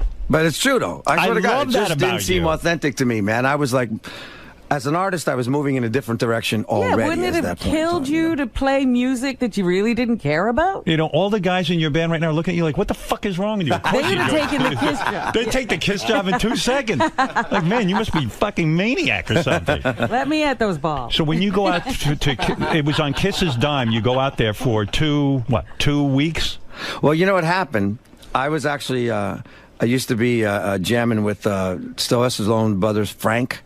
Oh, my. Sylvester Stallone's brother. No kidding. Frank. I used to like play with him so I was actually staying at Frank's? I was like at Sly's house actually. Wow. You know, and he wasn't there. Right. He might not even know that, so he's going to kick my ass when he hears about this. So do you tell girls, hey, this is my place, why don't you come Yeah, right. over? I took his pictures down and put mine up. And so you went out. But yeah, no, I was having a good time with some California girls out there, and I picked up a couple sessions. Right. So I decided to stay out there for a couple weeks. Right. When you say you picked up a couple of sessions, you mean you were a session musician. You would go out there, and people would pay you to sit in with a band or whatever. Yeah. Guys I knew, you know, kind of hooked me up with some people, and I was lucky enough to stay out there, make a little bit of money so I could actually stay out there and get home. So when did you start taking guitar lessons? When you were in Bon Jovi? No, I was. My first guitar lesson was actually I was 52 years old. No kidding. And who can really teach you? I mean, there's a teacher say to you, "Look, Richie, what can I really teach you? You're holding your hands the wrong way." No, check this out. You know, why would they fuck with what you do? I walked into this my favorite vintage guitar shop in California, and this guy was playing with his back towards me, and he's playing acoustic guitar, but he sounds like 2 guys. What was he playing? Tell me what he was playing at that point. Just some piece, you know, this acoustic piece. Right. But he sounded like 2 guys playing at the same time. Right. So I kind of walked around in front of him. I said, "What are you doing, man? Yeah. You got to teach me how to do this. This is like sick." You know, I said, "I'll be back in 18 months. I'm going on tour, but when I come back, I'd love you to teach me." So he gave me his number. He happened to be a cat by the name of 𝗏𝗁𝗲𝗄𝗏, who used to be in McCartney and Wings. Right. But he was also now the acoustic guitar player of the year. Right. And he was working with all these different alternative tunings. So I started to work on him with those. So, you know, now there's always more you could learn. That's the great thing about music. He wasn't opposed to teaching you and giving you his secrets, so to speak? No, not at all. Because I think it was more of a give and take. I also was teaching him a little bit. Right. And he was teaching me. When but you say honestly, guitar it lesson, was though- something that was alien to me and I never did before. But when you say guitar lesson, you have to pay him to teach you, right? Sure. Yeah. So what does the How guy much does charge he Richie charge? Sambora for a guitar lesson? I mean, You know, Howard, if I I don't see even, you, you know, I don't even look. So it doesn't matter. I'm like this. Sign a check. Mr. Sambora, that'll be 50 grand. For Yeah, your no. lesson. It ain't like that, you know. Right. He's a good guy. So when you got into Bon Jovi, suddenly it's a new world for you. You're not the front man, you're not the lead singer. So now that you have an album out where you're singing lead, it feels good to you, right? You can show people what you can do. It's, you know, it's a whole different energy. You know, I give good band. Right. You know, and I always was a team player. Is and I this like a to band do what that. I'm looking at? Are these guys in your band? Yeah, or is these this guys are guys I made the record and in my band, yeah. Oh, no kidding. So in other words, this is not something where you just hired some musicians for the day where they're going to play with you. No, you know, the excellent thing about this record, it happened so organically. And from the writing process up, and when we took it in the studio, we sounded like a band immediately. Right. And we just started to roll. And that's why I left all the jamming pieces on this record, You know, because I mean, now people can get a chance to hear. I mean, like, you know, when we were kids, we were growing up with Zeppelin and Hendrix, and they were jamming on records. Right. So people would get to hear me play extended guitar solos. Did you go to John and say, I'm doing a solo album, and did you say to the rest of the Bon Jovi band, look, I'm going to go do this thing? Do you have to get permission in a sense? No, you just got to tell them. You know, we've always been supportive of our individual endeavors. You know, what is going on with Bon Jovi? Are they together, dude? I've been a busy boy this year. Check this out. Right. At the end of this record, I started writing with John for the new Bon Jovi record. The new Bon Jovi record's done. Oh, it's all finished. It's all finished because now I'm going on tour for the next 3 months with Bon Jovi. No, with this band. Record. Yeah, 𝗦𝗵cie𝘄𝗿𝗍 band. And so the Disgusting Rabbis. When you, I love that name, by the way. When you Cock and the Doodle Doos, man. Is it hard for you to go on tour now with a new band because you're not playing to stadiums, you're not playing to bigger crowds like that? You have to play to guys, you know, you're starting out in a sense, right? Stuff, yeah. No, you know, I'm playing great theaters, man. You are all over the world. We put the shows on sale actually before the record came out in Europe. Right. And the tour sold out the first day in pre-sale. Oh, no kidding. Yeah, yeah. So, but it's not a stadium setup like when you play Bon Jovi. No, we're just playing cool theaters. But you enjoy that. Absolutely. No, that's great. You know, I mean, I don't take anything for granted. I mean, obviously, every time you walk out in front of a stadium stage, yeah, I mean, it blows your mind. I don't care no matter how many times you do it. If you take it for granted, you'd be an asshole. Let's face it. Do you think you are blessed? I mean, like live a charmed life. I mean, starting from high school, being an athlete, being able to play guitar, teaching yourself how to play guitar at a young age, getting into a super mega hit band like Bon Jovi. Absolutely, it's a blessed life, and then right? all the women. And then oh yeah, I mean, my God. Oh, you know, I mean, it's funny. You go, you know, I'm a kid from Woodbridge, New Jersey. Right. And yesterday I went to see the Giants. I took the guys to see the Giants, and we walk in Giant Stadium, and I'm looking around. I'm going, man, I sold this mofo out like 4 times. Right. It still blows your mind. It's right? heavy, you know. It's heavy. You know, it's like guys like us, like me and you. You know, we actually did it. Right. It's pretty amazing when you've accomplished that. You sometimes you pinch yourself because you know how many musicians who are great, like that guy from Wings who's teaching you, who haven't been able to break through and make it in the business. There's that it factor. And isn't it almost defeating to put out an album now because of the way the music business is? It's almost impossible to sell records because all music is exchanged for free almost. You're not going to make a lot of money with this record. Oh, absolutely not. It's not. I didn't do this for the money, you know. I mean, as an artist, you gotta keep fresh. You gotta do these things. So basically, it's like you excavate inside and bring out all this stuff. And this record is about a lot of my life experience. And how do you decide which song's going to go on a Bon Jovi album, which is going to be a solo? Oh, you know what? There's not even any choice. When I write a record for myself, I'm the mouthpiece. I'll write a different lyric than John's ever going to sing. Is it nice to be able to write a song on your own without John's interference? I mean, I'm sure... Is that what you call it? What is the process when you and John write a song? It's very, very simple. We sit down with an acoustic guitar and a piano and our 2 voices. We have a conversation about how we're feeling. You know, there's a big commonality between John and I. We grew up. Do you like each other? Oh yeah, absolutely. Be honest. I'm being honest. I feel you don't. I feel like when I'm going to be honest with you, Richie. I've known you guys for a while. We really do. It's an anomaly, really. It is. We get along. We've always got along. You know, there was a little wonky period in the beginning of the 90s because we were, you know, everybody experiences fame and fortune at different speeds. Yes. And, you know, you add a little bit of lifestyle in there. Right. Which I was working pretty good, you know. Right. It gets confused, and then, you know, we had to kind of put Humpty Dumpty back together. What do you specifically mean? What happened? Was it because you got into trouble with drinking and stuff? And some of your new album deals with what some of your problems were, right? Like you don't make a secret about it. Oh no, you know, I think I set out to make an authentic record, right? You know, because I believe there's this stigma, obviously, that, you know, people go rock star, Bon Jovi. They're going to think Richie's, you know, that kind of person. Right. And that's show business, man. Yeah. You know, this record was an artistic record where I decided, you know, it's like when you did your movie. Yes. You know,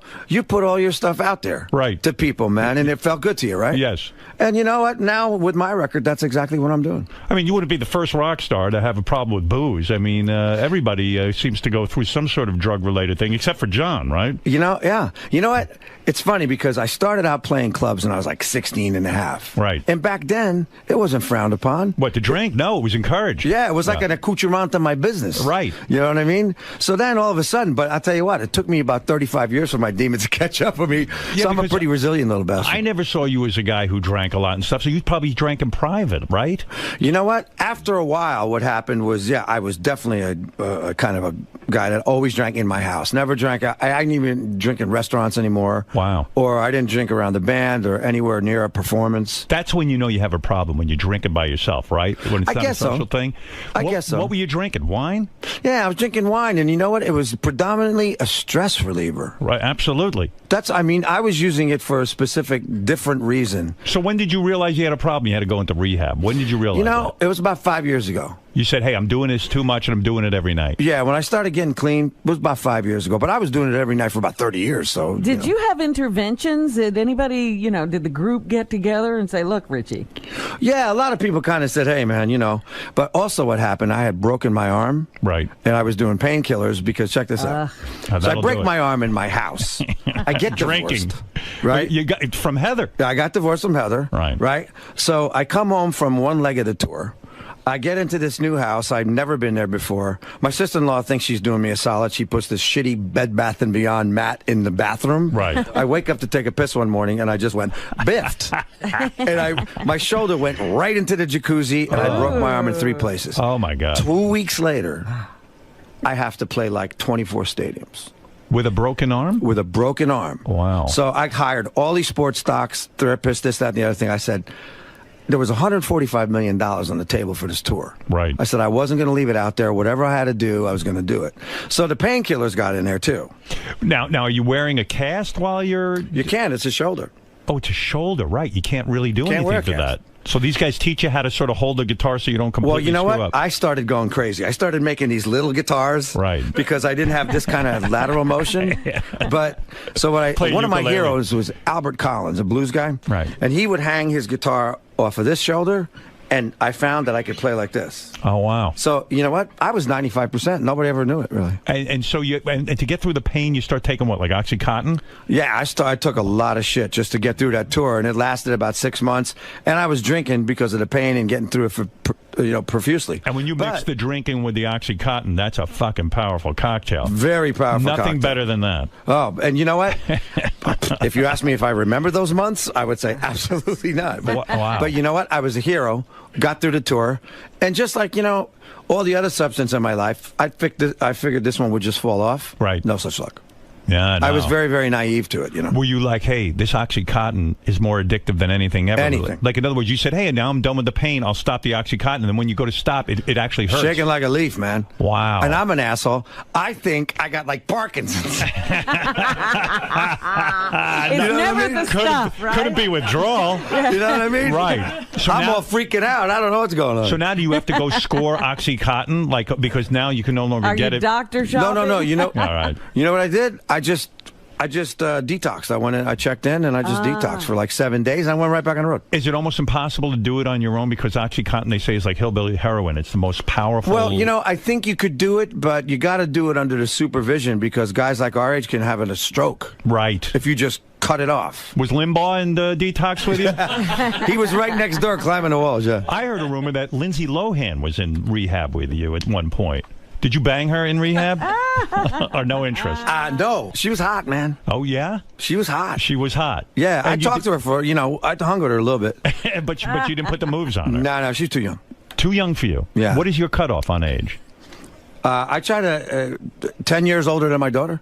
Oh, good, yeah. That's always got to be. Isn't that a good rule? That's a good rule. I think it's a good rule. I have to throw some back. And speaking of your daughter, she's got some huge career going in modeling, right? You know what? Actually, she just acted in her first movie. Right. This is 40 with Judd Apatow and Megan Fox. And how did that go? And she killed it. You saw the movie? I haven't seen it yet, but I talked to those guys. She killed it. So she has a career. And it was improv. I was like, and she's 14 and a half. She's only 14? 14 and a half. Oh, I thought she looks like she's 20. Wait till I show you a picture. Wow. She's doing really, really great. I think Does she's she look about like to sign Heather? with... Does she look like Heather, her mom? Yeah, she definitely does. Yeah, that's a good look. Yeah. That's a very good I'm look. in trouble, man. She has my gregarious personality and Heather's good looks. So. That's That's awful. a bad combination. That's right. How are you going to keep that kid in line? I guess you can't. You know what? All you can do is equip them with the tools to take care of themselves. Because you know when the minute they're out of your sight, they're acting up. And so now you're clean and sober. Took you a couple of trips to rehab, right? Because when you get out, all of a sudden that OxyContin starts calling to you again. The drinking, right? No, you know what? That never even came back into play. I forgot about it very quickly. Just drinking. Yeah, it was a drinking thing. Did you think that you could take a couple of drinks and then deal with it? Of course, you're going to try it. You always try that, and it don't work. It doesn't work. No, it increases. It never decreases. You know what? It just doesn't work, man. Just doesn't work. So you know, I got to be honest with you. You know, I'm like. You're healthier than I've been in my life. You look really good. You do. Thank I you, gotta say, you don't deserve to look this good with all the shit you've been doing. Hey, we don't look When he our said age, he took his first guitar lesson at 52, I was like, well, how old are you? Yeah, right. Well, you know, the thing is, that keeps you young, too. That's right. Anytime you're learning something new and evolving like that, man, that just keeps you young. Yeah, it does. So you're feeling good about a new record, and you're clean and sober, which is he a awesome. teetotaler? He doesn't do anything. You don't do anything now. Like if I go to dinner with you, are you ordering a club soda? I'm doing like Perrier and lime, non-alcoholic beer. Oh, come on. That's awful. You'll have a few. We'll go out to dinner. I was listening to your show the other day about the Jewish men and they got to start drinking. Yeah. No. We'll go out to dinner. You could have a few glasses of wine. It'll be fine. Imagine that. I would not want to be with you if you started drinking again. Everyone would blame me. No, you know what? And I was kind of a happy drunk anyway. Right. I just started to, my life choices at that point were starting to get kind of blurred. So you think you're capable of never having another drink? Oh, absolutely. That's it. Yeah. It's done. Howard, I drank enough for about 100 guys. And did John ever come to you and say, listen, you got to stop drinking? Yeah. He laid that on you? Yeah, I mean, you know what? I had a lot of support. Did you tell him to fuck off? No. You didn't? No. No, I knew. Listen, I kind of knew I needed to dry out. Wow. And I didn't know if it was going to be forever, but Right. I knew I needed to just kind of just get my good life for together. you. So you're busy now. Are you worth $65 million personally? That's the figure I read on the internet, that you have $65 million. Take a, give or take a few shekels. That's nice, isn't it?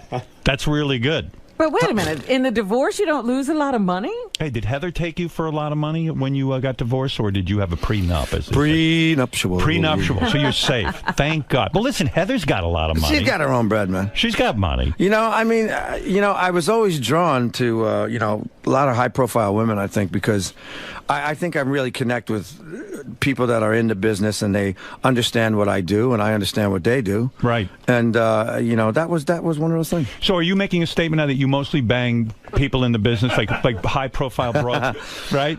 Not anymore. Is that true? Is that like now you're No. Hey, look, I'm single now, man. It's all good. So are you dating anybody right now? Are you out dating? Yeah, I'm kind of dabbling around. Nobody that's sticking. It's been such a busy year for me. Right. But I've never done 2 albums in one. But you're not that busy. You can't get laid. I mean, come on. Oh, you got to sneak that in there, bro. Yeah. And Denise, he's not sticking with one. When Denise Richards came in here and she talks about you, she says you are a great lover. I mean, she was very highly complimentary. Like you really gave it to her. And that is a sexy woman. She ain't so bad herself, yeah. That's what I'm saying. She is a sexy fucking woman. Yes, she is. She always has been. Oh, my God. It's very insatiable. And she's a good girl. She's a good woman. She admits it. She says, I have to fuck like crazy. She loves it. She loves to fuck. I mean, guys, what are we talking about here? Hey, nothing wrong with that, man. Is she the sexiest woman you've ever been with? Got to be up there. Wow. It's got to be up there. So you guys got back together again, and now you recently broke up again. Mm-hmm, yeah. What happened? Well, I think that we were basically going in different directions, unfortunately. Like I said, this has been the busiest time of my life between doing my record, writing and recording and all that stuff for the Bon Jovi record, and being a single dad. How does that work for you, being a single dad? I love it so much. You do? But doesn't don't the kids usually kind of go off with the mother more? It's like it's hard for you to No, her and I have a very, very great relationship. I don't know what happened to you when you got divorced from your kids, but when I got divorced, my relationship with my little girl got better. Right. Because, the time that she was spending with me, she was spending with me. Right. And you got to do stuff on your own. Oh, yeah, there you go. There's a picture of the two of you guys. Look at that. Very nice. Oh. Yeah, there we go. Look at you. And so you say things got better, And are you still friends with Heather? Like, can you go over there? I read that you actually go over there and have Thanksgiving and all these holidays. Absolutely. You can. Oh, yeah, no, we just, you know, at first it was, you know, anytime you get divorced at first, always there's that, you know, kind of period where you're like, you don't like each other. Right. You know, because you're fighting about finances and this and that and the other thing, blah, blah, blah, blah, blah, blah. Who's going to pay for this and who's going to little hangover on that thing goes on, you know. Right. But, no, Heather and I, you know, knock on wood, are really great friends now. Ava and Heather and I went to a wedding together about 3 weeks ago. That's fantastic. You know, we text each other. Heather's working again. What she's is she really doing? well. Actually, she texted me yesterday, and she's doing a thing on Scary Movie 5.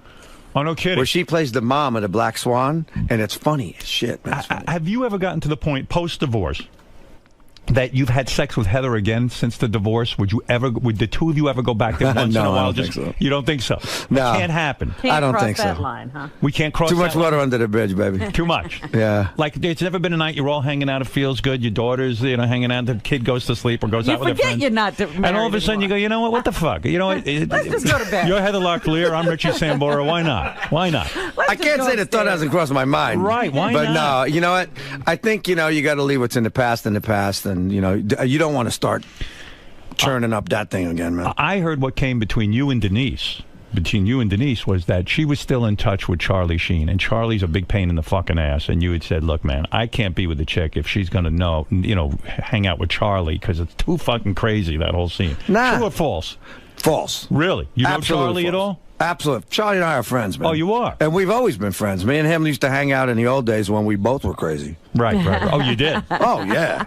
You can man, hang yeah, with he Charlie scared the hell Sheen? out of me, man. I used to have to leave sometimes. You weren't that crazy. I wasn't as crazy as him, yeah. He's crazy. Yeah, but you know what? He's a really good guy in a good way. Right. You know what I mean? If you hang out with him, he's a real man's man. You talk about sports, you know, you hang out. Were you ever in the home when he has all these women and the parties and the hookers and the goddesses? You know, I never was. I always used to go out with him. I would meet him somewhere. We'd go to some parties, you know, go out to dinner, things like that. And you two must have been up to fucking shenanigans. Oh, it was huh? fantastic. Unbelievable. Like the kind of shenanigans we did, you know, in the old days too. Yeah, well, me and you.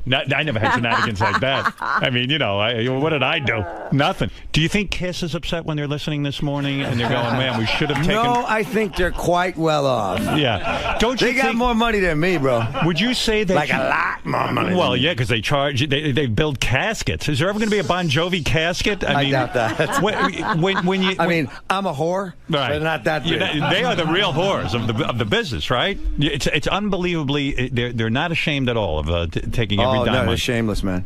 Sometimes you have to say to yourself, hey, I'll pass up on some merchandising, right? Exactly. You have to. But think of the arguments you would have gotten into with those guys had you joined Kiss. What a different life it would have been. Oh, yeah. Incredible. Yeah, remarkable. But let's get to the new single.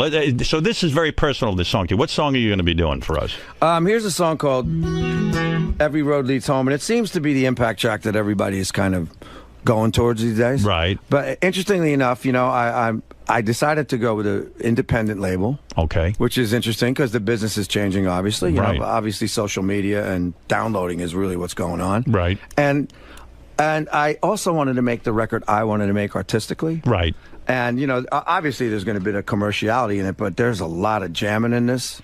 So you're getting the acoustic version of this stuff, but people are reacting to this track. Now, some have interpreted this track, Every Road Leads Home. Home being Denise Richards' vagina. Oh, my God. That's true, Robin. Am I right, Richie, on that? Or is that a misconception? It was actually, it's actually me being on the road coming home to my daughter, actually. Oh, how boring. Yeah. I thought it was about Denise. You know. You got to tell me what she's like in bed. She's lovely. She She's talks amazing. up such a good fucking story here. What are you going to do, man? I mean, you know, she's hot. And she's a freak. She describes, she's blowing her, you know, she describes the whole thing. She loves anal. She loves anal, she told me. I just work here. I know. Are you into anal? I mean, giving it. All right. So this song that Richie's going to do. Giving, of course. Yes. All right. It hurts when they receive. Oh, my God. I mean, if you would write a song about how you manage to last when you're in bed with Denise Richards and I blow off right in 2 seconds, I would listen to that song. That's another song you should write. All right. Listen, Richie, so this song... Next time, before I write a song, Howard, I'm going to consult you first. Please do. So here's the song. Let's listen and see if we can understand what Richie's trying to say to us in this song. Yeah, no problem. It's called Every Road Leads Home to You. All right, dudes. Here we go.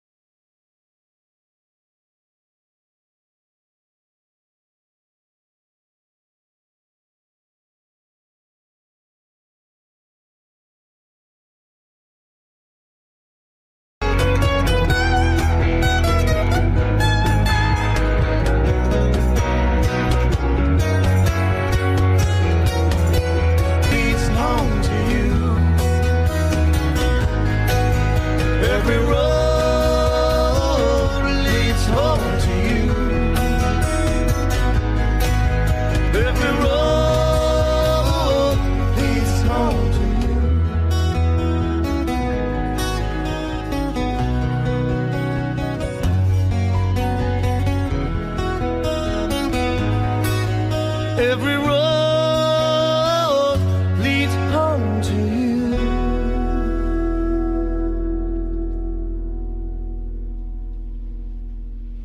I love that. Beautiful Thought song. that was beautiful. Beautiful. I know. Right? Pretty good song, eh? Real good song. I liked it. I'm telling you, man. Thank you, Robin. I loved it. I loved it. Did you play that for your daughter? Oh, yeah. And did you say, honey, this is about you, or you're just on saying Absolutely. it? She loved it. She loved it. That's a beautiful thing for a father to write to his daughter, especially a divorced father, because Heather can't write a song for her. And you say, look, Daddy's better than Mommy, right? Well, you know, hey, there's that, you know, there's the thing between a father and a daughter, man. Right, it's very special. That's just a little deeper, right? Yeah, that's great, I tell you. But you know what? The thing about the song... I mean, what does Heather do? Heather goes out and buys her a sweater. You write a song for her. You know what I'm saying?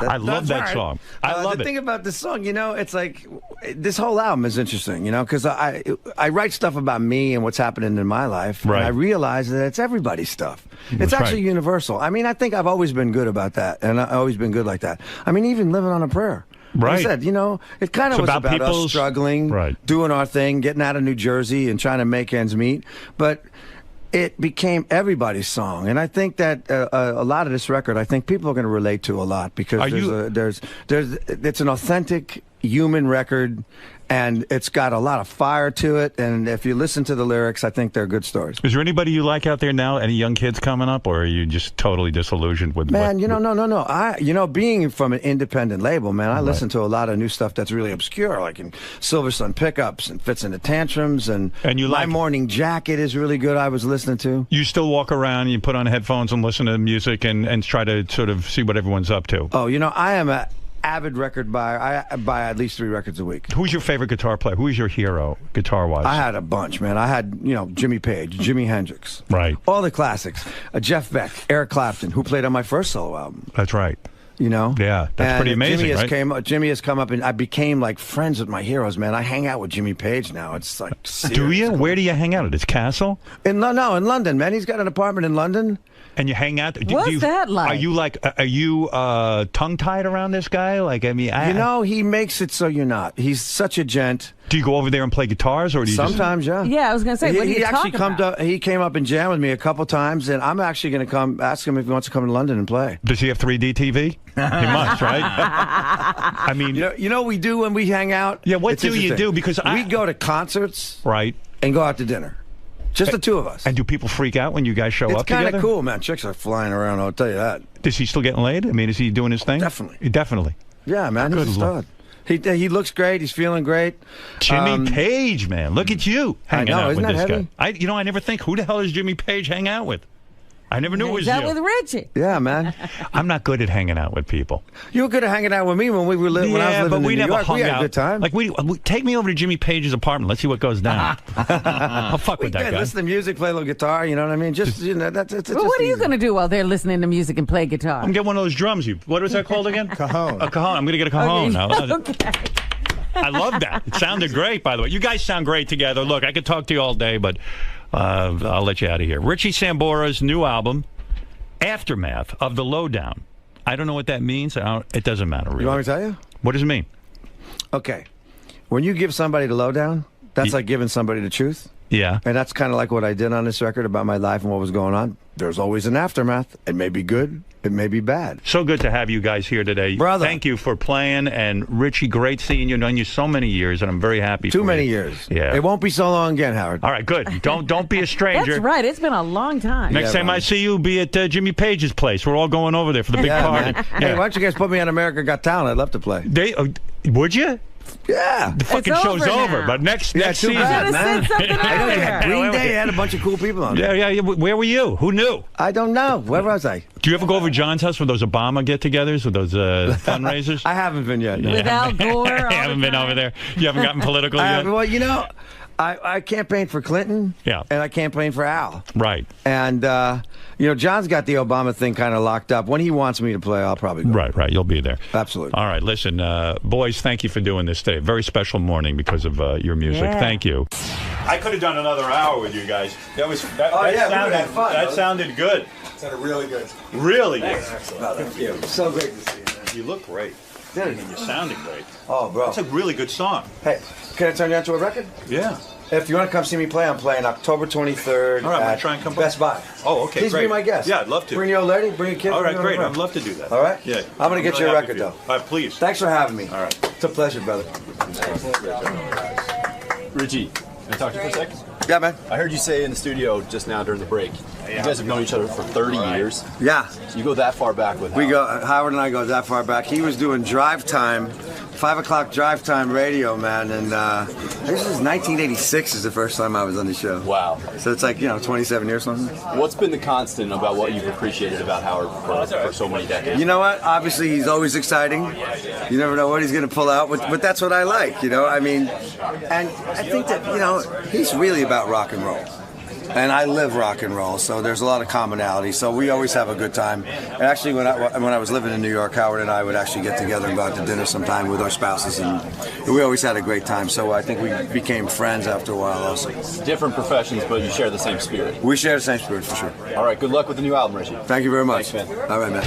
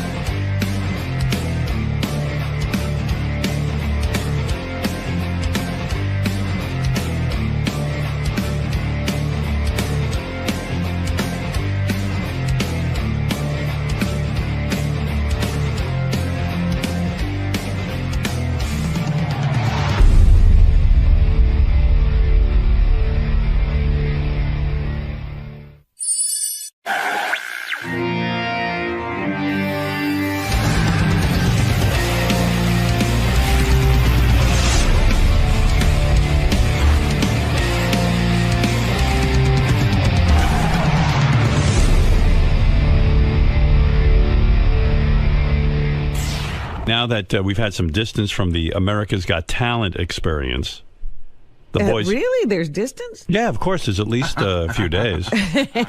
Now that we have distance from the America's Got Talent thing, Sal and Richard went out on the street to ask old ladies and anybody else he could find. Oh, what they, he kind of tried to ID people who look like they might hate me. He can tell by. Well, yeah, you can tell. You can look at somebody and know if they like me or not. Can't you, kind of? I mean, let's face it, we can profile Howard Stern fans.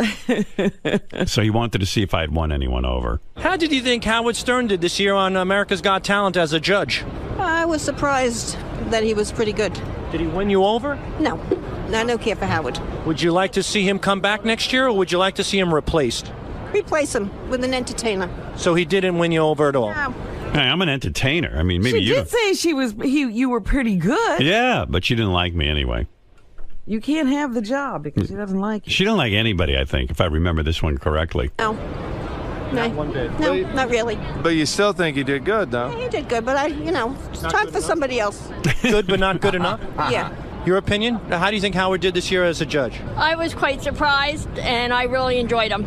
I did enjoy him. It's fine if he comes back. Who do you think is a better judge on TV, Howard Stern or Britney Spears? Oh, I'll go with Howard. I don't like Britney either. I would say they're kind of equal. They were both crazy, so now they're both coming around. How about Howard Stern or Simon Cowell? Who do you think would be a better judge? I'll take Simon, because he's obnoxious. I kind of like Howard over Simon, yes. How about Howard Stern or Judge Judy? Oh, please. That big mouth. Forget it. Which one? Judge Judy.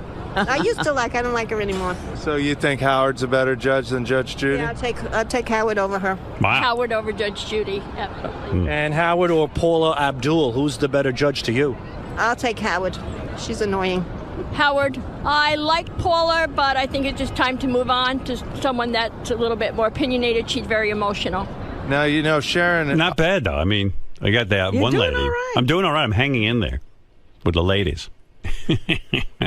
That one lady's really... She just doesn't like anybody so far. That first one. Yeah. Osborne is leaving America's Got Talent. Who do you think should replace her next year? Oh, Pink. Betty White's great. Betty White would make the show. Oh, no. Betty White. She could die sitting there next to me. Betty White. How come on all these other shows you get to sit next to like Nicole Scherzinger? Yeah, let me sit next to Nicole Scherzinger if they're going to replace Sharon. Let me take a look at that.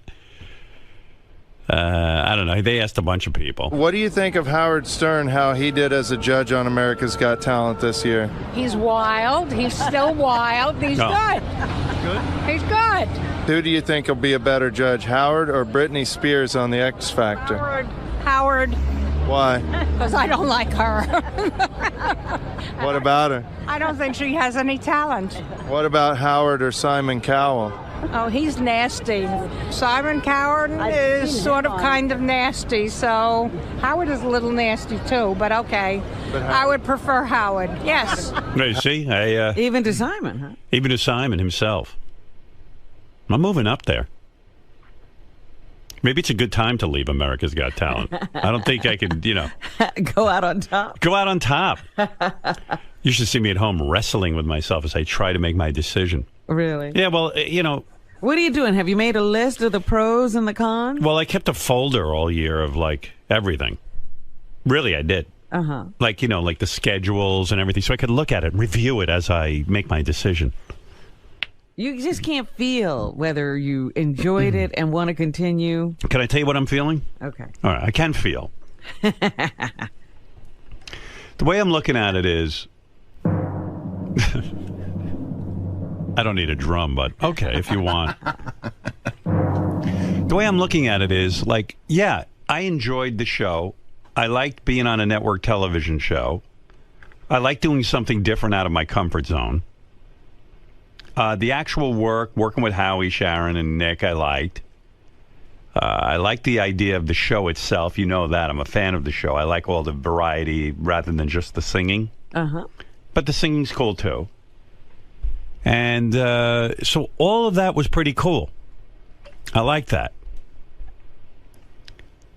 And what I didn't like is that I had sort of reorganized our schedules so that we could have more time off. And even our listeners were saying, like, hey, you take too much time off. But meanwhile, I didn't feel like I had any time off because every single vacation we had, I went to work. But I was working on America's Got Talent. Well, I think it's interesting that you took extra work and are shocked that it meant eating into your time off. Well, I knew that, but I didn't think it would be that much time because they had convinced me that it was only 30 days of work. But that's not true because it's like you got to get to these places. There's a whole buildup. You got to be here. It's not like the day I would do America's Got Talent, I had to go run around. Like I didn't get to go have a normal day. I would just sit around and wait for America's Got Talent. Yeah, and you didn't want to do too much because you got to be on your game, the whole thing. So that's the part I don't like, our schedule, because if we weren't on in the morning, it would be one thing. But I was up at 4 in the morning, and if I had to go do a taping tonight or something, it wrecks me. So that's where I'm at. But then I keep thinking to myself, well, you know what? I built something this year. I started with the show, built a following with it. How can I leave now? And wasn't it fun? It was. I mean, some days it was. And some days it was like kind of a drag. But, but mostly fun. You always look like you were having fun. Well, hey, that's my gift. I look like the life of the party. Mr. Mundt. Yes. Aside from Beth, many would argue that you spend the most time by Howard's side. At AGT? Well, in general, between the show and now after his first year in AGT. I mean, you were with him every step of the way, pretty much. Having this type of inside access, knowledge, conversation, what's your prediction for another season, for a return to America's Got Talent? What do you think is going to happen? It's hard to say because the schedule was pretty grueling. Right, and no one for him. Right, and you see that firsthand every day. Yeah, every morning. Yeah, and the mornings that he'd come to the radio station, the weeks that we had to go away and travel for auditions to different cities. It was a lot. It was a lot on him. It was a lot on everybody who was involved. So I don't know. I don't know what's going to be, and I'm sure it's not all about whether the scheduling is. I'm sure it's got to do with all kinds of different things, whether he goes back or not. It's just not one thing to decide whether he goes back or not. I'm sure. But on the grueling schedule factor alone, what does that tell you in your mind? If you had a gun to your head. Well, I know he loves doing it. I know he loves being the judge thing, and I don't know. I would say if I was to be asked percentage-wise, I would say 75-25 that he's going to do it. Thank you, Mr. Mundt. Thank you. You're welcome. Seriously, thank you. You're welcome. You're welcome. Gary, I just spoke with Ronnie Mund about the possibility of Howard returning for a second season of America's Got Talent. Other than him, I mean, you spend the most time with Howard and you see the effects of this show and the toll it takes on him the most. What's your prediction? I'm on the fence. Not being politically correct. It's just, I saw him be very tired at the end of the season. If it were in the middle of the season, I would have said, yeah, I'll probably resign for another year. By the end, he seemed exhausted, and I know he enjoyed himself, but I also think he might have wondered whether it was worth it or not. If you had to quantify it, in a percentage, would you say 50-50? 50-50. I think we're going to be speaking to Bam Margera in about 5 minutes. About his home invasion? Yeah, his home got invaded, and some chick started making out with him in his sleep, and then started... Was naked. She was naked. Naked and then fingering herself on the floor, but he called the police. While he called the police. That turned her on. He's calling 911. Oh, my God, I have to touch myself. She masturbated while he called police. Robin's right. He turned her on with that. Oh, wait, here's Bam. We got to hear what's happening. All right. It's crazy, huh, Bam? What up?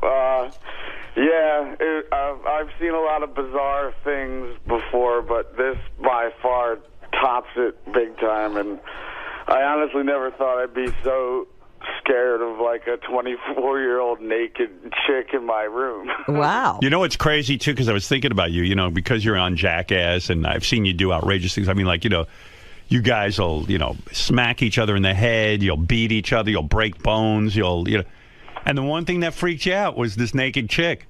Well, I mean, the thing is that,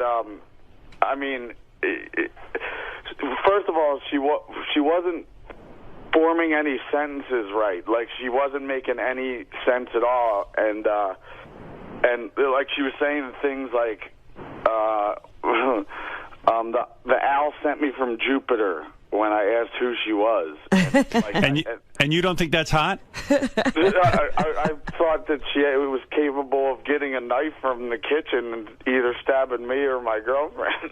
Do you think someone from Jackass was playing a prank on you? Like, did that thought occur to you that maybe the guy set this up? Where's the camera? Actually, for one split second, I thought it was my friend named 𝗦𝗵cie𝘄𝗿𝗱. He does appearances for me, and he was staying at my house at the time. So I thought that it was him playing a prank, like laying naked in my bed, like as a joke. But yeah, because a lot of guys. Like, who was that guy you used to hang around with? The really crazy Novak. Yeah. Like you hang around with such crazy, wild people, and you need to for your business. But like, I wouldn't trust anything that was going on. I would think everything was weird. Yeah, exactly. And I woke up to someone like kissing me on the lips and on the neck, and I thought it was my girlfriend. So I'm like, yo, quit it, man. I'm sleeping. Like, we'll do that later. And then I see that she's dead asleep, looking the other way. And I see this silhouette of this girl, and then Do you think if your girlfriend wasn't with you, would you maybe banged her? Well, I mean, like, she's not a bad-looking girl. Like, she's in shape, but I mean, like, she's been homeless and stuff, so she looks like she had like really hairy armpits and like this minging ass pussy. Did she smell? Actually, yeah, I could. And when I turned on the light, she said that the owl sent me from Jupiter, and that sentence right there was like, what, 911 right now? Like, when you say she wasn't bad looking, give me an example. Was she who'd she look like? She looked like a hippie girl that in shape. She had no boobs. And she looked kind of like a skater girl, like one that didn't bathe too often. Did she look like what's that singer's name? When you say skater girl, who's the girl who wrote Avril Lavigne? Avril Lavigne? Did she look like Avril Lavigne? Oh no, she's drop dead gorgeous now, but yeah, because if it was Avril Lavigne, I'd bang her. I don't care if she has a what did you call her, pussy? The owl from Jupiter would have been fine. A fine sentence. Is that what you said? An owl from Jupiter sent me? Yeah, and then there's no owls on Jupiter, Robin. And another thing is that when she was kissing me on the lips, the very next day I get this minging ass cold sore on my lip. So I'm like, this bitch just gave me fucking herpes, or else I have a major stress blister from all this.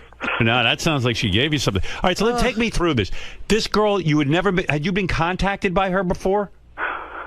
I knew of this girl who came from Florida somewhere, who left her husband to come. She knocked on my mom's door from like with all of her bags packed and said, "I'm here to marry Bam and move in." Yeah, that's all you need is another wife. You just got rid of one. Well,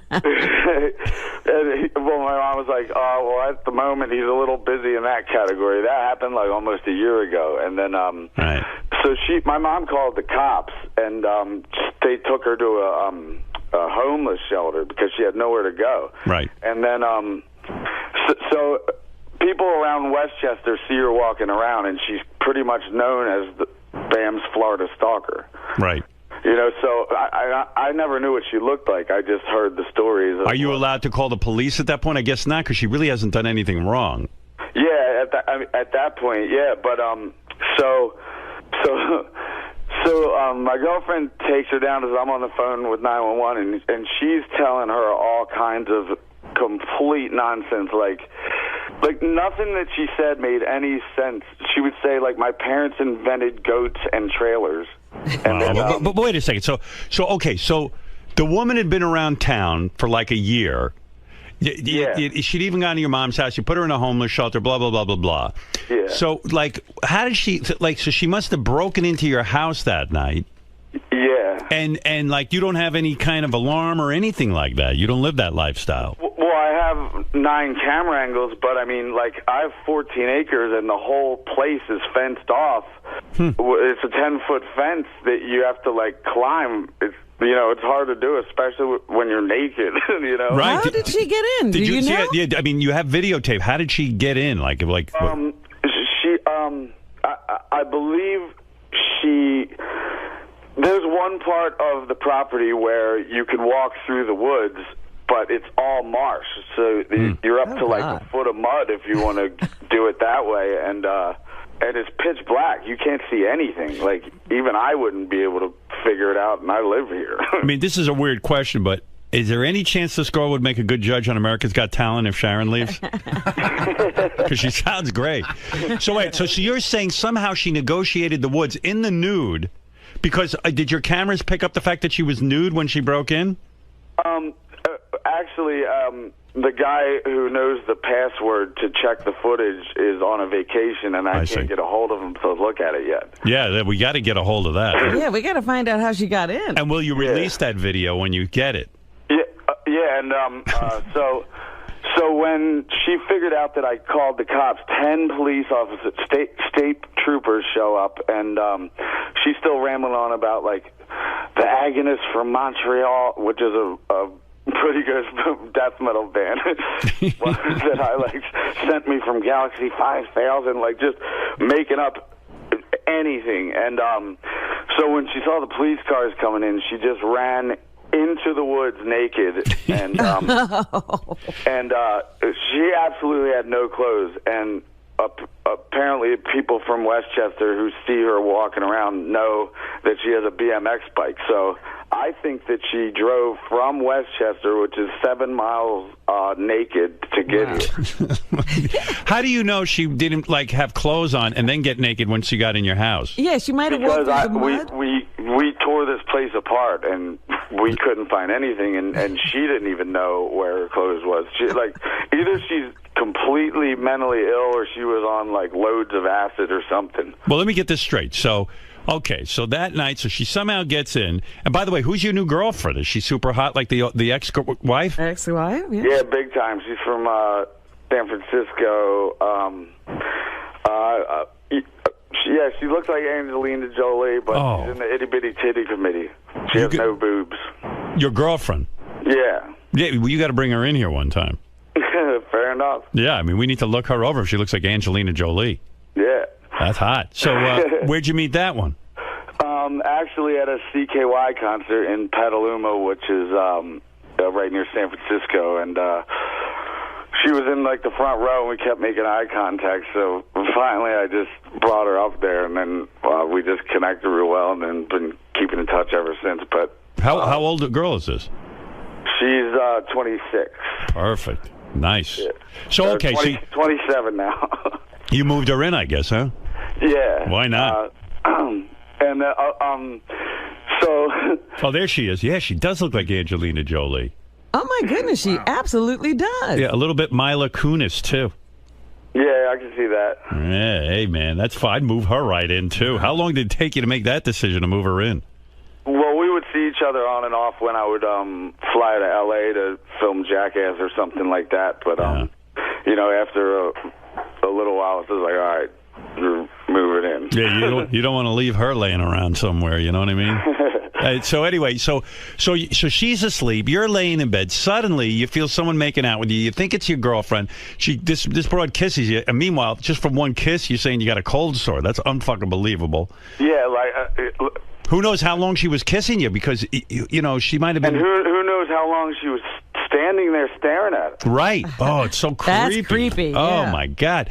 And so then when you finally stirred, you realized it wasn't your girlfriend because you looked over and you saw your girlfriend sleeping. Yeah. It's like, oh my. I mean, that's got your heart's got to be pounding a mile a minute. Yeah, it's like especially when it's like dark and you can't really see. Like all I could see is a silhouette of a naked chick that I never recognized before. Wow. And it gets even better because you know, I said she's known as the Florida Stalker. Well, a few of my friends do a radio show at a bar in town that she happened to show up to at the time. So they're like, we want to interview you right now. And this was about 2 to 3 months ago. And they say, so you came here from Florida to marry Bam, and where are you even living right now? And she said, I live in a tree fort, you know, and they just thought she was nuts. Well, tree fort. Well, when the police came here, they searched my entire property for almost 7 hours, and finally they find her in my treetop casino. So she did this interview 3 months ago, which means she's been fucking living at my house without anybody knowing it. What's a treetop casino? It's well, for Viva La Bam, we did this episode where we built this tree fort in the woods. So I hardly ever go down there. Right. And nobody really does. But she's been sneaking in and living there. But you call it the Tree Fort Casino because what, you guys would play cards and stuff there? Yeah, exactly. Yeah. Oh, cool. I'd like to build one of those, actually. And never go to it. Yeah, Have yeah. I mean, a naked woman living in it. No naked women in my Tree Fort Casino. But you know, like every guy's probably thinking, hey, that's kind of cool, but it's not, man, because that's scary. I mean, she could have cut your dick off or something. Yeah, you don't know what she could have done. Yeah, I mean, the most bizarre thing was just the fact that, you know, she's not, her sentences aren't making it, you know, she would just say words. It was scary. So do you think that, so she's in police custody right now, right? Yeah, and you know, I feel bad for her because, you know, like they gave her like sexual assault charges, stalking, trespassing, breaking and entering, robbery, like all this. Well, how can you rob anything with your butt ass naked? But they pretty much gave her. Yeah, but dude, you got it. Listen, don't say you feel bad for her because this is a chick who's not going to give up. That's number one. Like, look at Letterman. He used to have some situation like that.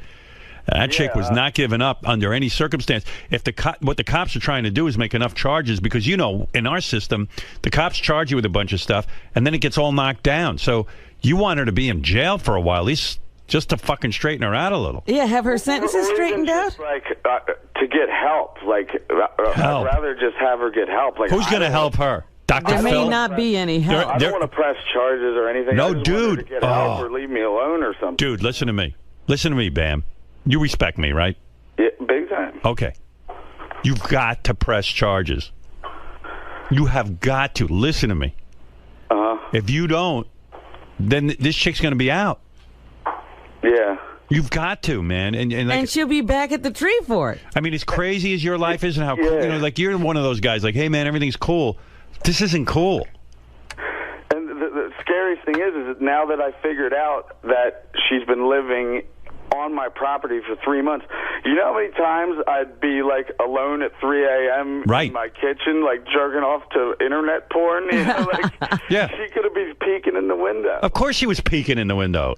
She's got video of you jerking off. Have her sentences straightened out since she's been, you know, in jail for a little while. Yeah, what's the report? Like, is she starting to talk normal, or is she still? You know what? I don't think she ever really talks normal, because even when she did that interview 3 months ago, she still wasn't making sense. That's why what I'm talking about. That's why when she said, I live at a tree fort, they just thought it was another nuts thing that she was saying. Right. Was there ever any point where you were like going to go, hey, let's do a threesome? Like did you, you know what I mean? Like, here's a naked chick and your hot girlfriend standing there. And I mean, just the fact that we didn't know who she was, you know, that probably wouldn't have flew. But right. If it was a good friend, you know, that we knew all about her, I guess it might be a possibility. But No, you got to press charges. I'm telling you, Bam. It's that's dangerous stuff. Like, I know you may not want to. I know it's funny, and she's a naked hot chick and all that stuff, but yeah, and like I'm terrified. I was so scared that like I had to go to my neighbor Cresta's house to like hide and shit. Right. I mean, I'm hiding at my own house because I'm terrified of where she is.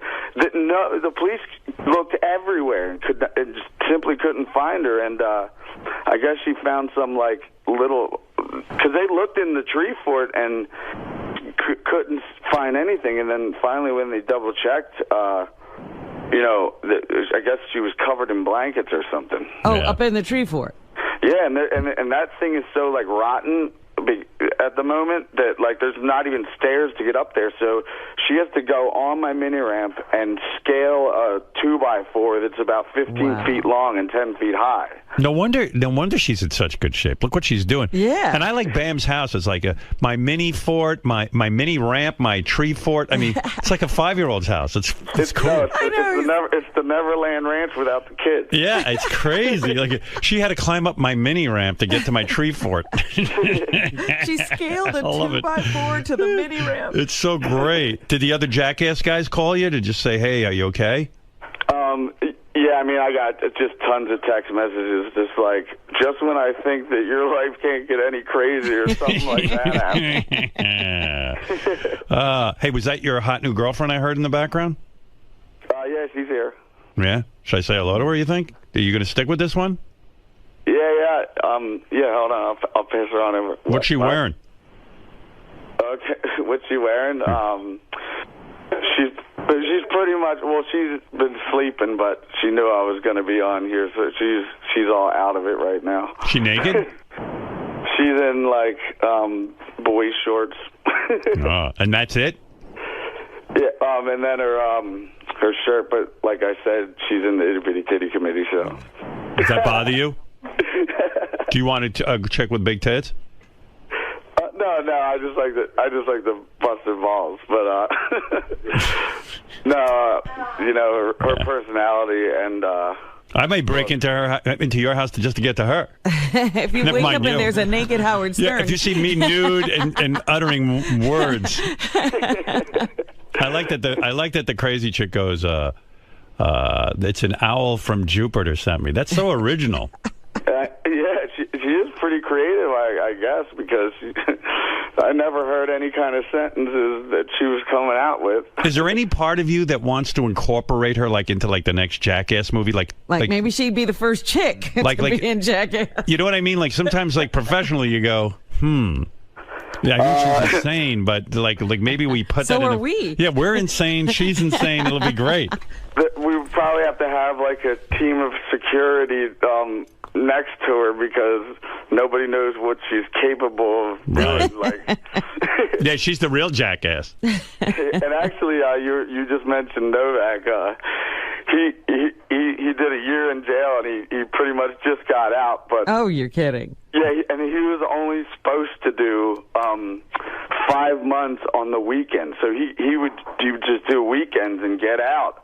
But the idiot comes out and comes on my show on Sirius Radio, and he goes, George W. Hill Correctional Facility is idiots because they have 30 of us pissing the line, and the last person they're looking at is me, so I take my buddy's clean piss out my ass and pour it in, and somebody just forwarded it to the warden. So when he came in the next weekend, they're like, you idiot, we heard your radio show, you piss right now, and then he did, and it turned out to be hot, and they're like, you're getting a year in prison right now. So he thought he was doing 2 days on the weekend. He wound up getting a whole year. If you were a decent man, why wouldn't you set Novak up with that crazy chick who broke into your house? It sounds like a match. Because, I mean, it seems to me that owls from Jupiter have been affecting Novak's life, too.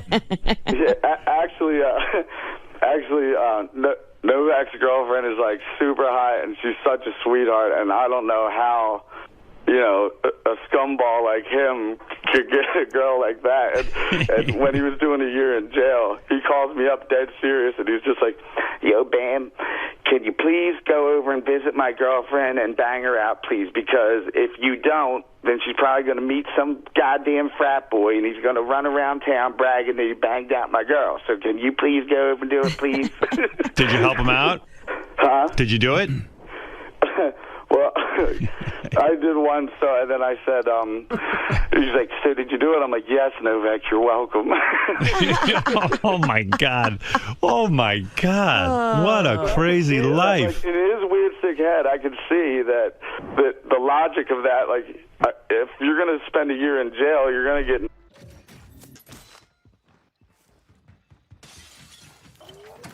Nossa, verdade, eu tô de especialista, eu posso pegar um colete de médico. Nossa.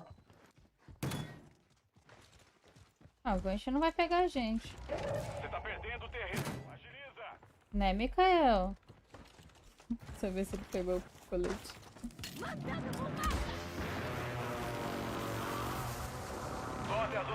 Pô, se vocês verem um coletinho de médico.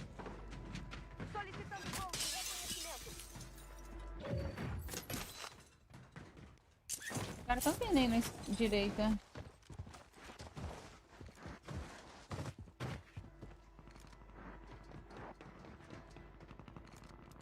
Não, corna! Nem ferrando! O que foi? A Milena mandou raid. Valeu, Mi!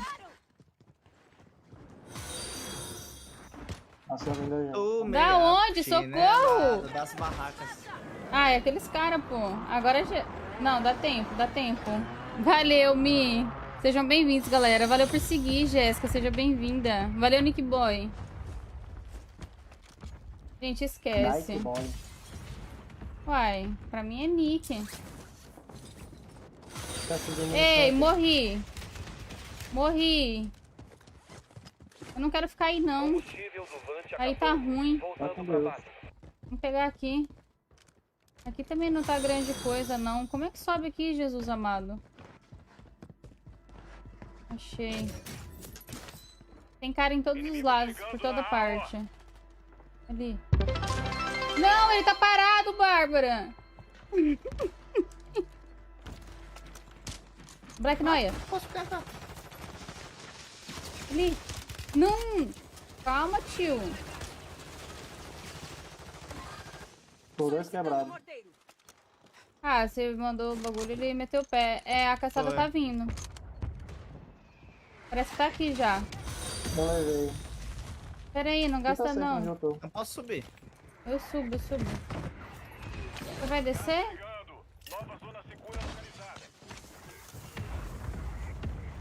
Parece que estão aqui. Tomaram dano aqui, ó. Ele falou que ele caiu pro ataque.